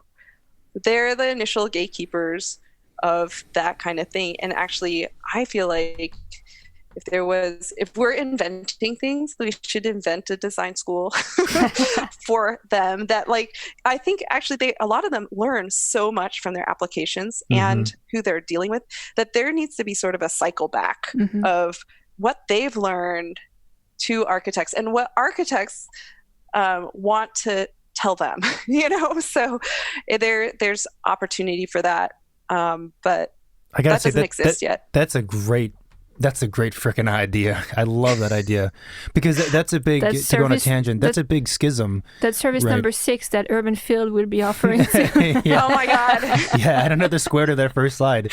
Let's do it. Because that's a big schism between, those two. And that would be great. Yeah. Talk about the process. Yeah, that's a huge part of the process in getting something real, and how one party communicates to the other one and all of that. Yeah. So this is definitely like a segue. I showed you all those projects, but there is this again, the invention of how people can talk to each other, how to engage communities, how to get our rules written.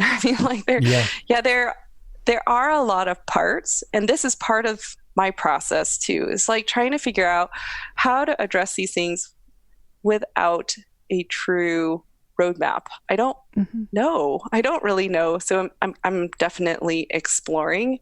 And this goes for my business as well. And so this is sort of my segue to, it's like the whole idea of exploring something different has been just a deep part of my personality.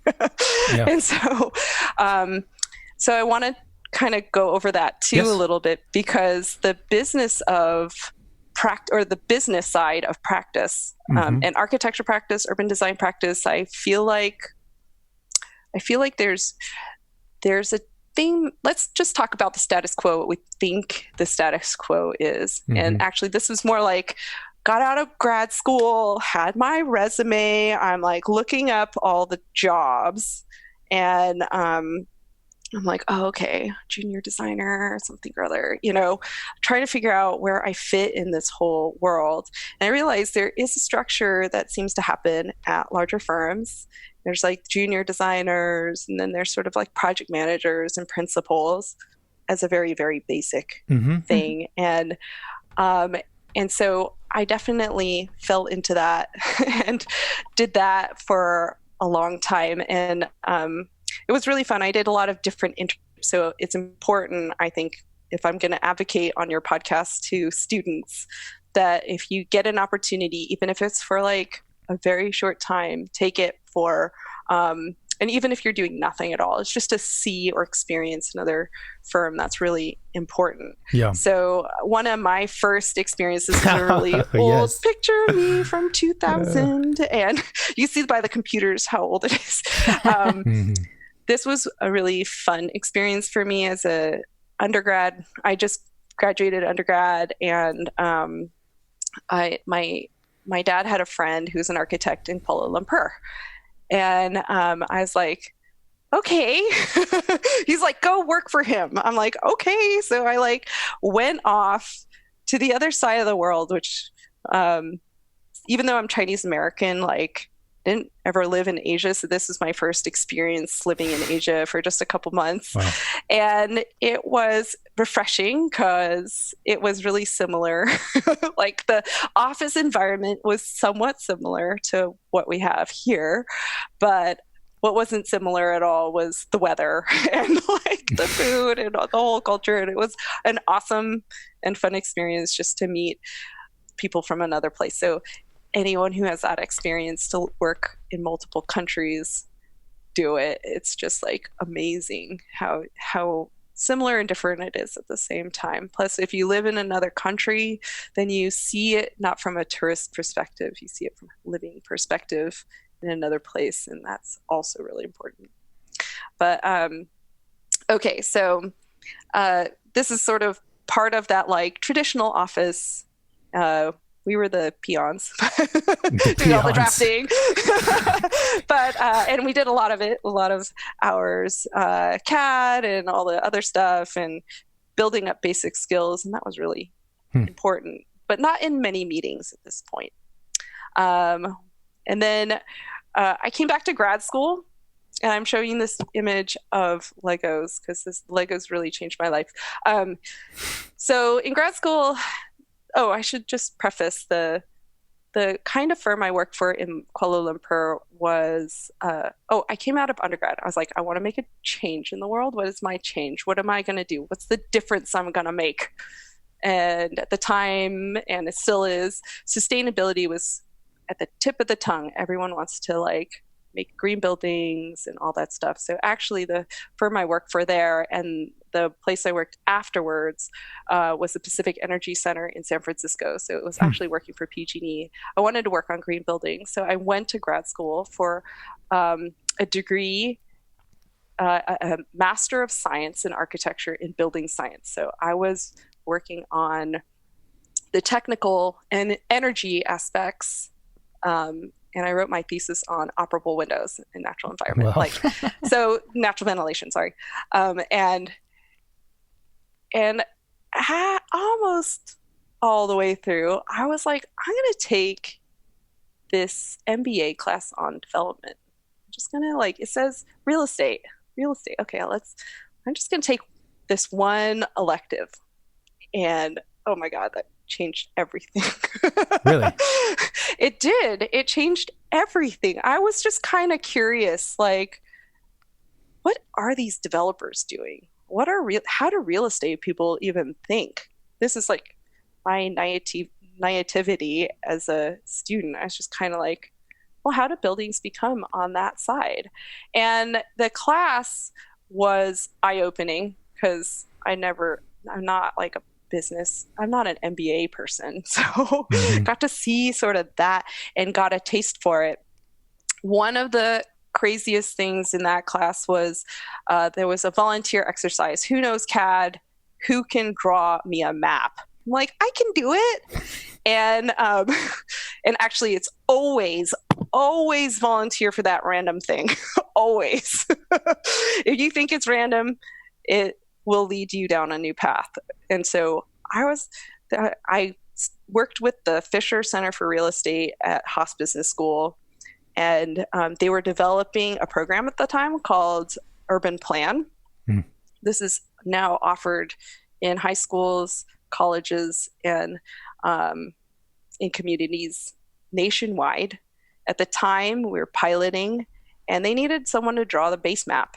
So I used my CAD skills, drew a base map, and the base map had to fit these Legos on it. And the Legos are all land use Legos and colors, and they had this incredible program that, it's like a mock development program for high school economics and government classes. And I was like, you mean a high school senior gets to do this? And I got more and more involved with this. It had a couple different roles. It had the site planner. I understood that one. And then they had a marketing director, which I was like, what is that? And someone who sells the land, or like broker, real estate agent, something like that. And then there's a financial analyst, someone with a pro forma, like a spreadsheet. And then there's the neighborhood liaison, which is someone who deals with all the cranky people who are going to come to protest your project, or, that kind of thing. And then a city liaison, which is someone who is representing the interests of the city and the public purse. And so, oh my God, I was like, wait a second. What was I wanted to change the world. And I was looking at sustainability, which I still think and believe that will change the world. But here is a scale. I was looking at the building scale at like the system scale. It's a small scale. I'm like, here is a scale that is so big. It's like the urban scale. All of a sudden I realized I'm in the wrong scale. So that was what changed my life. And that was maybe like the fall semester before it ended. And I was like, oh no, I got to apply to something. I got to apply to planning school. So I applied to planning school. Thankfully I got in and stayed for another 2 years. And actually this is a big deal for any undergrads who are out there kind of considering urban studies or urban design or urban planning or planning at all. When I got to city planning school, is so different from architecture school, and I love both. I really love both. The planning school was like meeting a bunch of people from other planets. I mean, not that they were weird or anything, but they like had other professional backgrounds. Yeah. So I met writers. I met people who are like full-on bicycle advocates. I met like people who are in health policy. And just like the list kind of goes on. I met people who would be an MBA, except for they have like a different take on it. I met affordable housing people, all sorts of different interests. I was like, wow, this is cool. So, and environmental planners as well. I think I'm probably missing like several other 100 categories. But it was a big, the Jane of all trades was really happy. There were all these other trades, and there was all these other kinds of people thinking about cities in different ways. Yeah. And so I had this like crazy shift, and it had to do with this educational project. And that project also grew, and it's still, this urban plan project is still with me today. And it's still I'm still involved in it in different ways. In fact, I'm on a committee to like think of how this was a plan that was written. It was called the Elmwood District. So it was just like in Berkeley. It was like so Berkeley centric. And now it's being applied in the UK with a kind of a different map, and also in Hong Kong. Can you imagine how different that map should look? So like the evolving of the program in these other places is going to be really exciting, because the way that it makes, this is that educational system that makes our citizens, people who never would be planners or architects, kind of get it, like kind of understand or go through sort of a similar process in a much shorter period of time.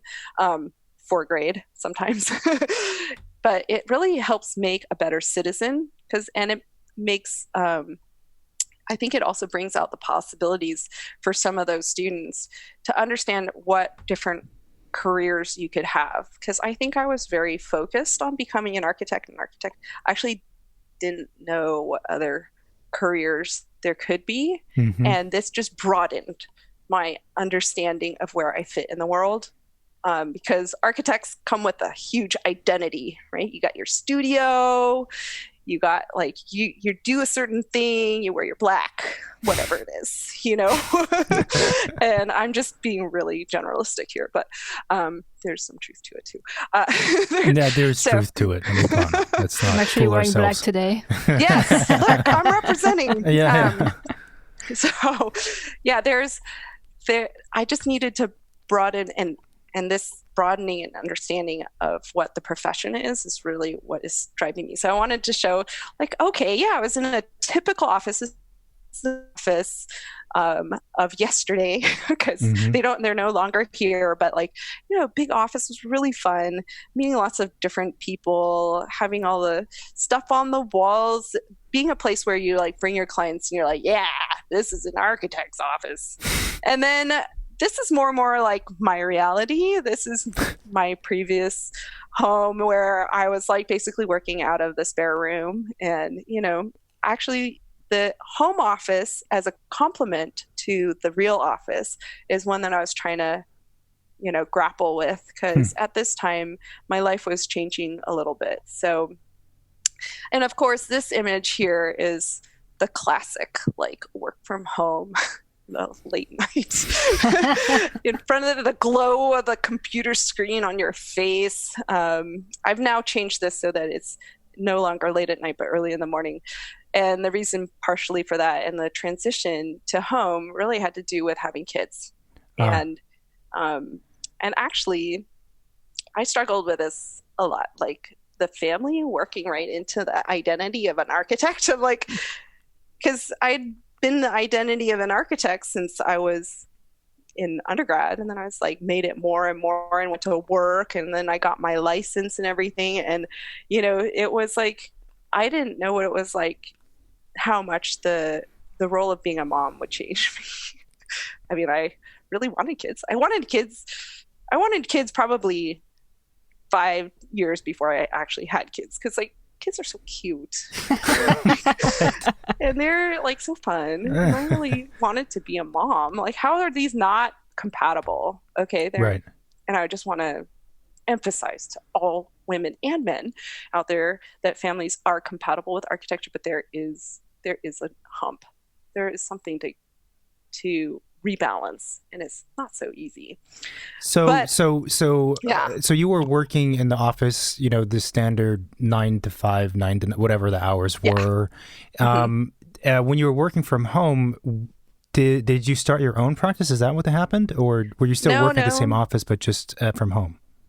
Yeah, there was a long time where I had both of my pregnancies at Field Paoli. So and actually it's funny, I like call out that period because it's actually really an interesting 9-month period where you're like, oh gosh, I'm going to be something else, or, something, there's impending change. And so you have to think about what it is, and you have quite a while. And actually the wonderful thing about Field Paoli, and maybe other offices too, I'm sure there are other offices, everyone's a real, they have real compassion.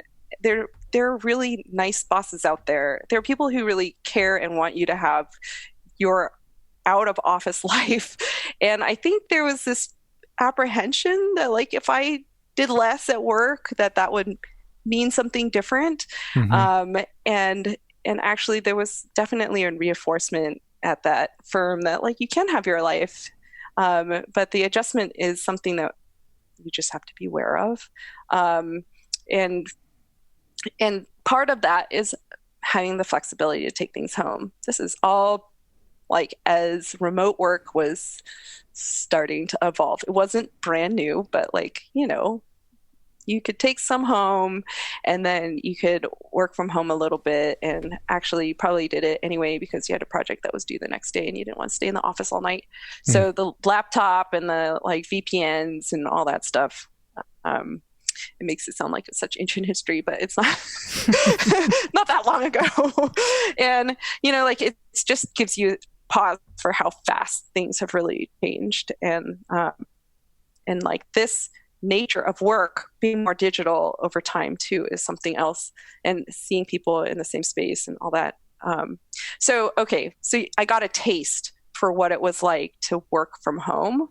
And so unfortunately, the 2007-8 recession happened. And so like right as I was taking maternity leave with my daughter, I really saw some huge changes that happened that weren't Field Paley's fault at all. Like they're the economy collapsing and like the recession, the Great Recession starting. And then on top of that in 2010 or so, 11 or 12, somewhere in there, the state of California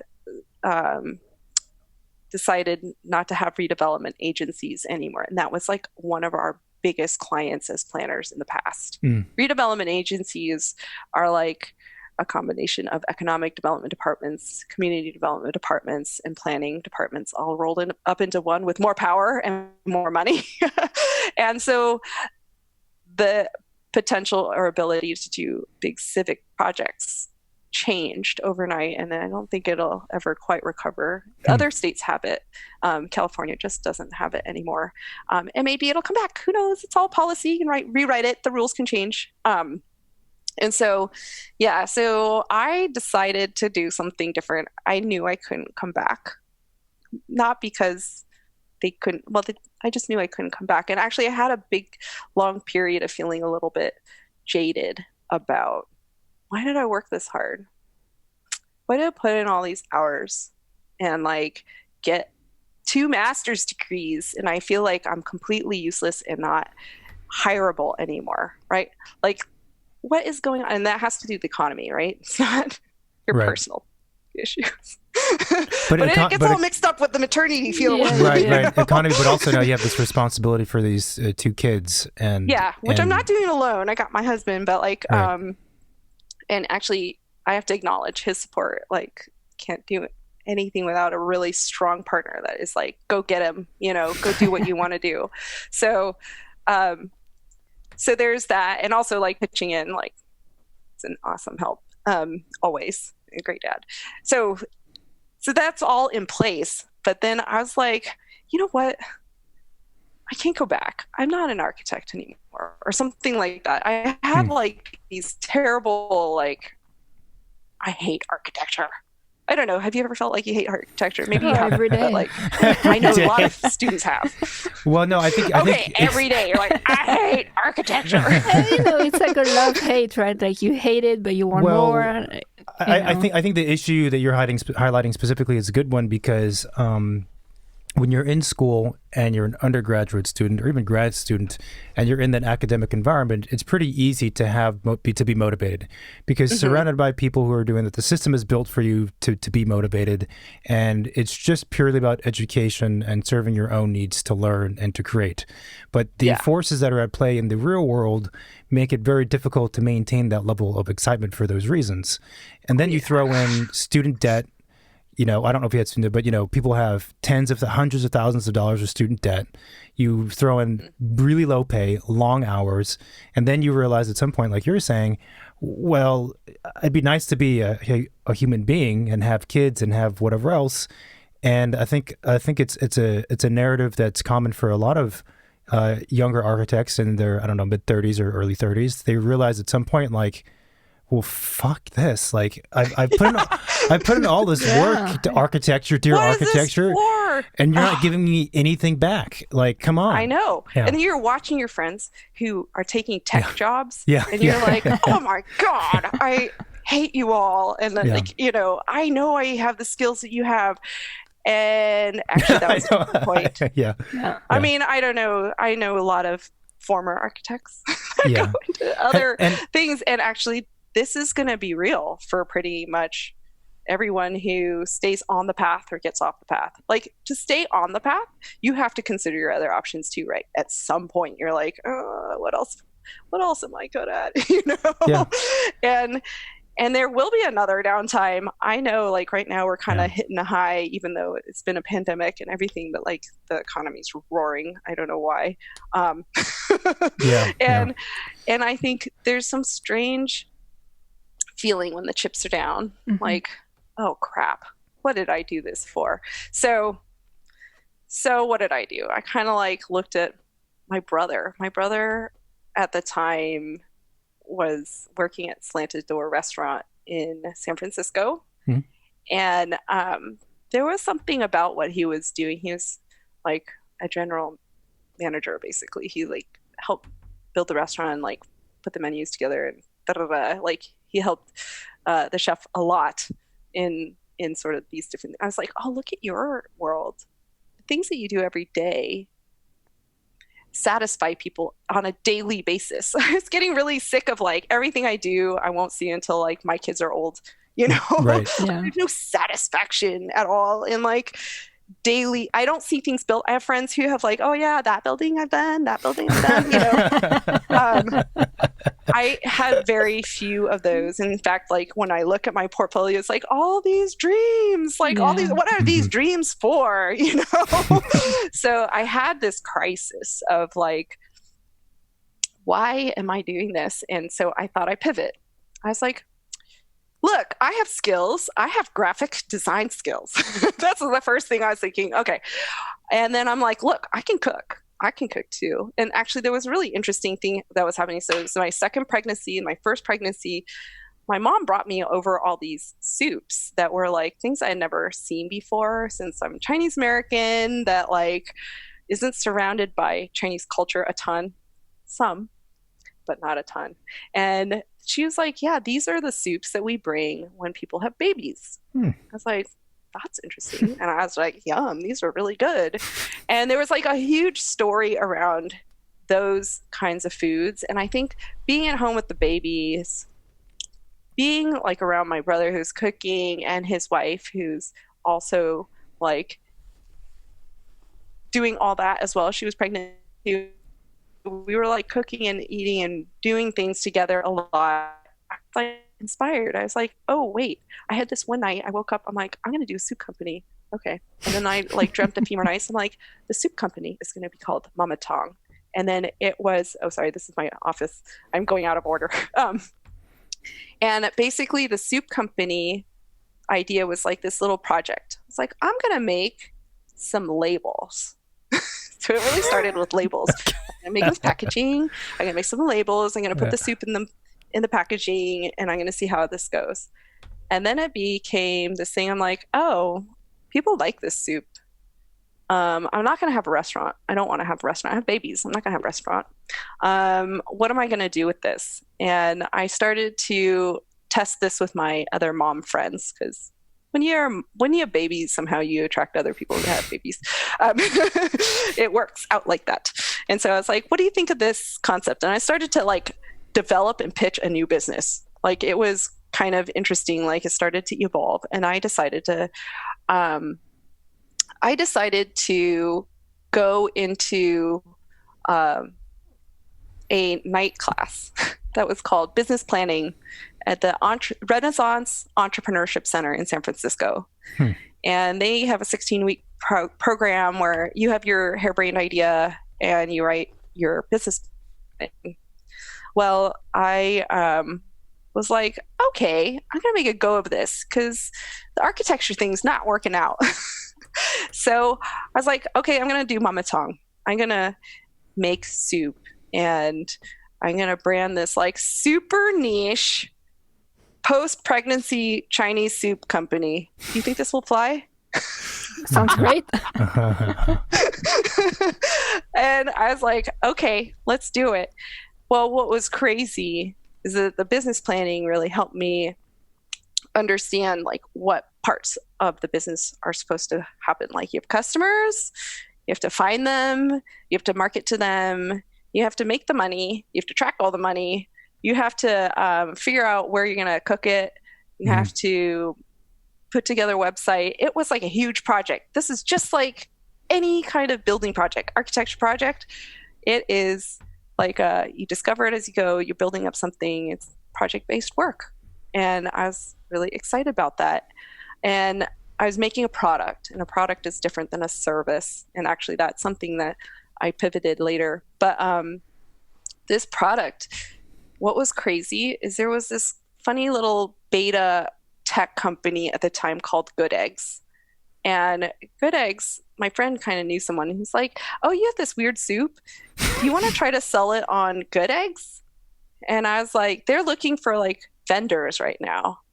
So I talked to someone, and one of my big problems was I could cook the soup, but I couldn't get it to anyone. Like distribution was really difficult. Right. This is a really different business than architecture. You have to drive it to them. That sucks. Or you have to get it in the grocery store, which has got a barrier of its own. And the craziest thing about Good Eggs was it was an online farmer's market. And actually it was the first place I got the soup into. And also at the time, there was a bone broth fad. And my soups were all bone broths. So it worked out. It was crazy. I was like, oh my gosh, I started getting all of these orders through Good Eggs. So I had a really non-traditional food company that was like, that was selling soup online. I just realized my daughter started playing violin. I hope you don't mind. No, we don't hear it. Anyway, so that was a really interesting. So I had a commercial kitchen until in downtown Oakland. I was making the soup. Wow. I was delivering it to Good Eggs so they can distribute it all over the Bay Area. So how long did you do this for? Hard. And like a rough sense of I mean, I know nothing about that world, but like how much soup was being sold? It sounds like it was pretty successful. It was the beginning. Okay, so it took me about a year to get everything kind of in place where it wasn't like full experiments all the time. Mm-hmm. and then I had also gotten Good Eggs as one. I was a vendor for one of them. And then I was still kind of like trying to pitch it to a bunch of people. And I think I did it for 3 to 4 years. And all the way through, like my daughter was an infant to when she had to go to preschool, like full-time preschool. So it was a really awesome transition because it was my son had to go to daycare right away, like at 6 months.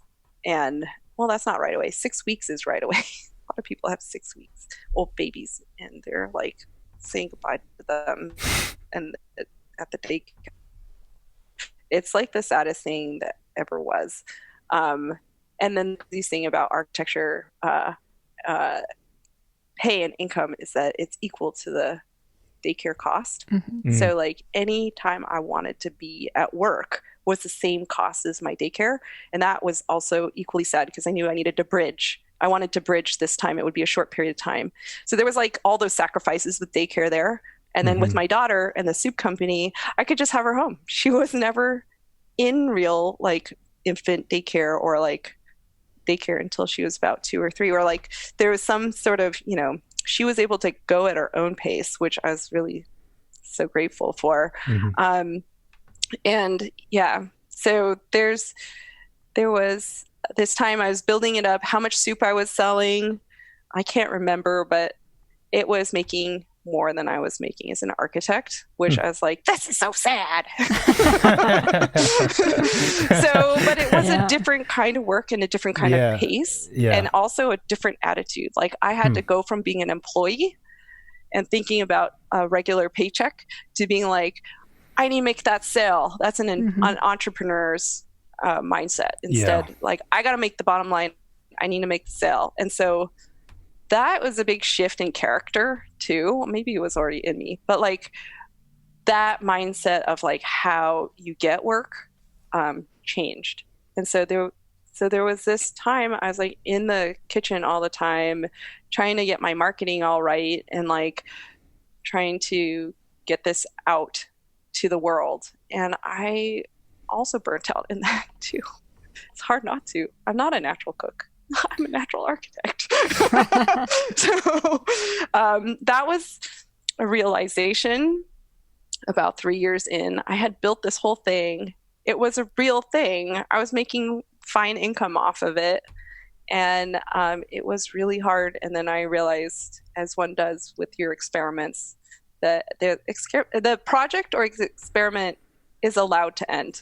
It's okay. Right. So I closed it. And then what was really crazy was 1 month later, my friend Lindsay came out of the woodwork. I didn't know who she was at the time. And she was like, I want to buy your business. I was like, what? So she bought Mama Tong, and she continues to run it today. Wow. She's at the Temescal Farmers Market every Sunday. She has her own production kitchen near Berkeley Bowl. And the soups, I've seen other people with the soups and the labels. That label I made is like, I was at a yoga class and I was like, they were drinking out of a jar with the label on it, the bone broth label. And I was like, oh! Like, it's like seeing some weird thing out in the wilds. You're like, oh my God, this has gone places without me. Yeah. And that's a really wonderful feeling. You had a baby, went out there, became a human. It's like walking around with all the other strangers. That was a really crazy moment. So, so that was definitely, it's a long, big story, but it's also a pivotal story because during that time, I learned a lot of things about who I am, what I'm capable of, and also to reimagine what my career could be, and also to learn I am an architect. I have these skills. I gotta make the most of them. And so there wasn't like a super easy transition back. I couldn't just come back to Field Pilly and be like, hey, how's it going? You know, like, what am I going to do? Yeah. So I actually had a very gradual transition back, and I'm hoping, so this is my home office. It's crazy. And I just wanted to bring in these images. But so what was the next step? The bridging step was that I started to work for this organization called LEAP. And LEAP is a nonprofit in San Francisco that works with, that brings artists and architects to the classroom in public schools in San Francisco and the Bay Area. And so they're probably most famous for their one big event a year. They do these big sandcastle competitions on Ocean Beach in San Francisco, like these gigantic sand castles that are not castles at all. They're like usually like a big turtle or like some scene of something or other, or like some cartoon character.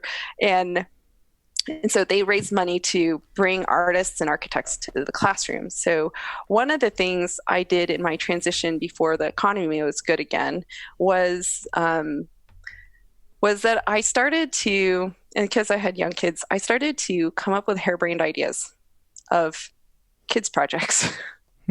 And bring architecture to K through 5 mainly, and multiple schools all over the Bay Area. And this, I also did it with soup. Somehow I would be like doing soup, and then I would be doing this teaching.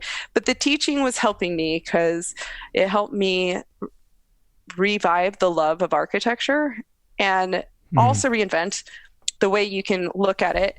So we would use a lot of found materials and make these crazy tube structures, or house of cards was another big one, or we redesigned the earthquake shelters from 1906 and made them our own fantasy homes or whatever it was. Or we did outdoor sketching sessions, and there were all sorts of things that I got involved with, and teaching became this like bridge to coming back to the architecture profession in a different way. And it was so fun. It was so much fun, and also really hard because kids are like a different community engagement aspect.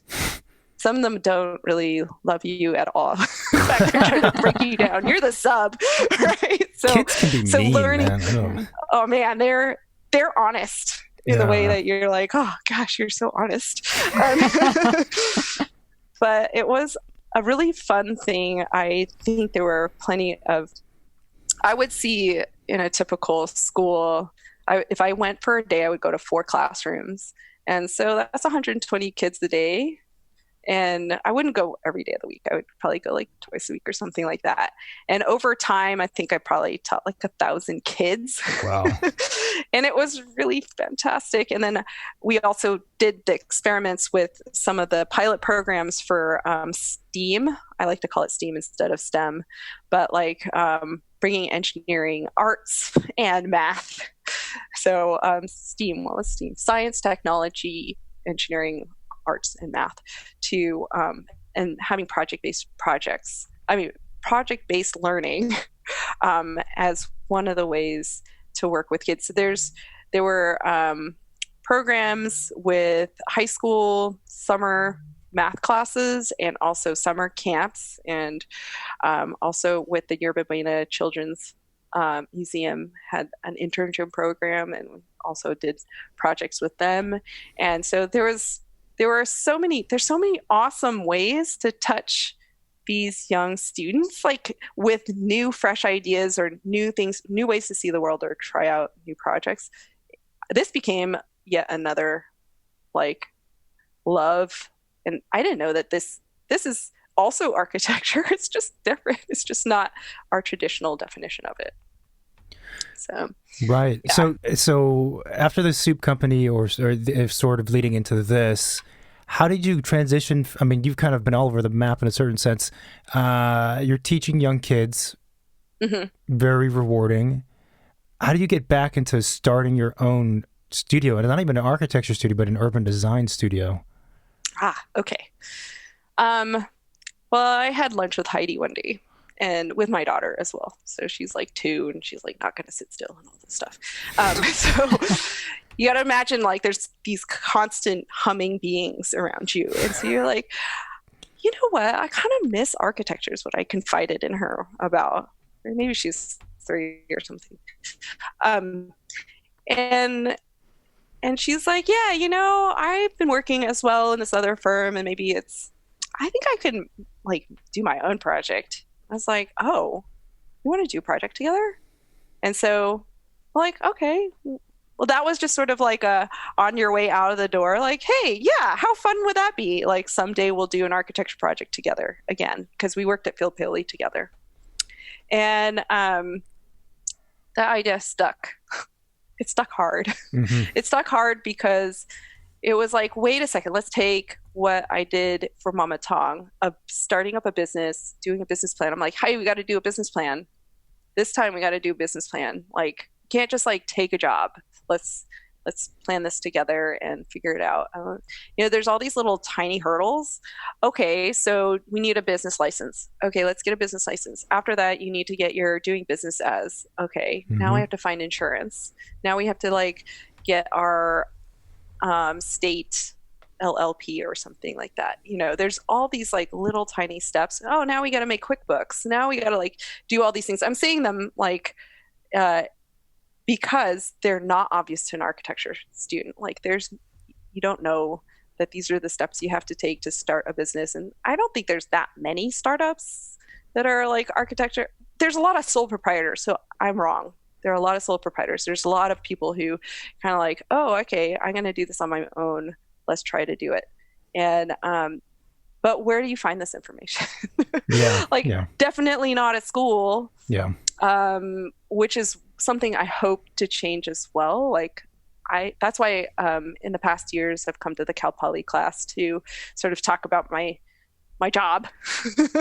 But then I wanted to tell them too, like, the things you don't see when you're first working there are how the firm works financially.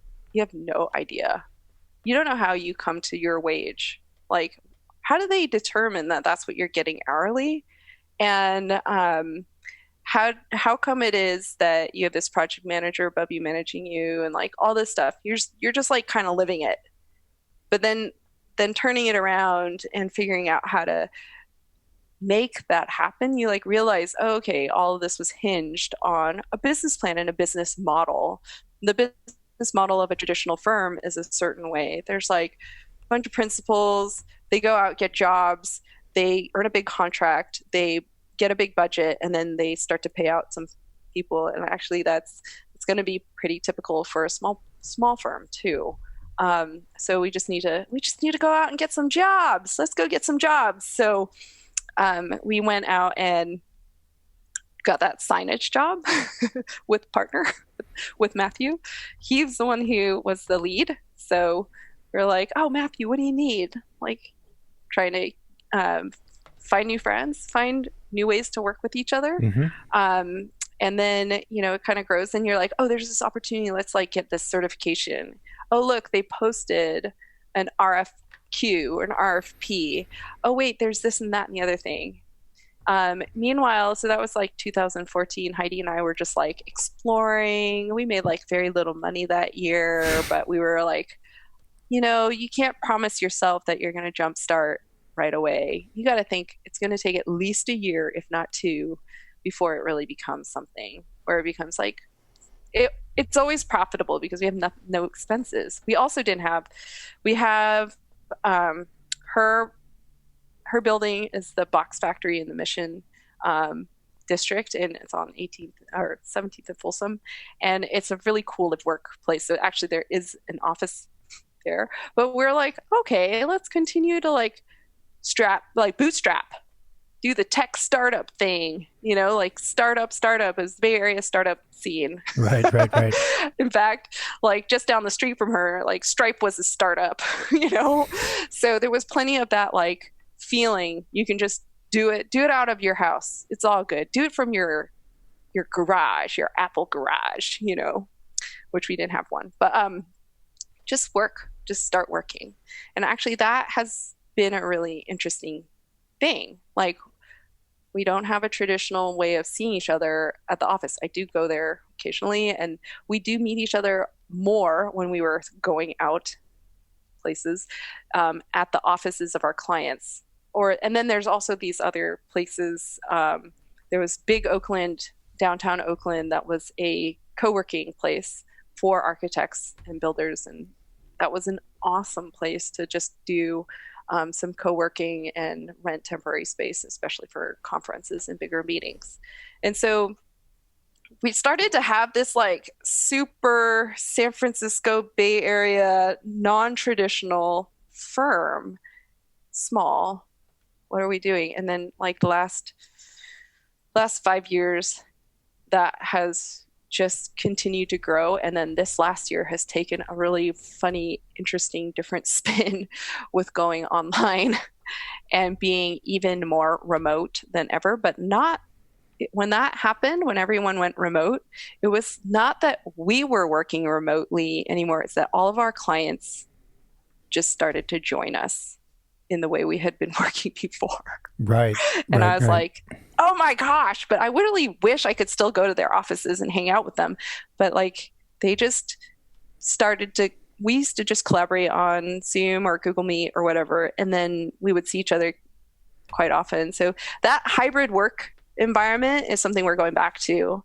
But it was the environment we had before, out of like a tech startup, or like, I shouldn't say tech, out of an urban design startup kind of feel. And so the other thing that we do that nobody else, well, maybe small firms do this, is that we don't take on any employees. We only take on independent contractors. Mm-hmm. Or we team with bigger firms that have actual resources. And so this has been a little bit different. It makes it so much easier for us because not having employees is really or having employees is more work than you think. It's great to be an employee, but if you are owning the firm, you have to care for the employee. You have to make sure they can get paid, and they get paid before you get paid. Yeah. So there's a lot of like trade-offs there, and that's actually something for architecture students to know too. Like when you're the peon working on AutoCAD, that actually you're being cared for. Like there is someone who's really truly caring for you and wanting you to grow and has chosen you to like nurture the next generation. It's not easy. You're not just like an expendable resource. You're like there for a reason, and just to make you feel like there's care for that. There's like a need for that. You're needed. And I think that's something that when you come full circle, that's interesting to see from this side. It's like, wow. So I don't know, we're not fully there yet. I feel like if there was a next step, that being a little bit bigger in employment might be the next step. So we're in sort of I don't know if we've outgrown it, but we are starting to feel the limits of what a small firm with lots of different ambitions can do. And so I don't know what's next. I think we're getting so busy, which is both a blessing and a curse because of sleep. But I think, there's a way forward. It involves more people. Yeah. And how. And I think and that's actually what everyone's asking themselves. How do we work going forward? Because like the hybrid world is one I do want to continue to do. But where, how, where? Yeah.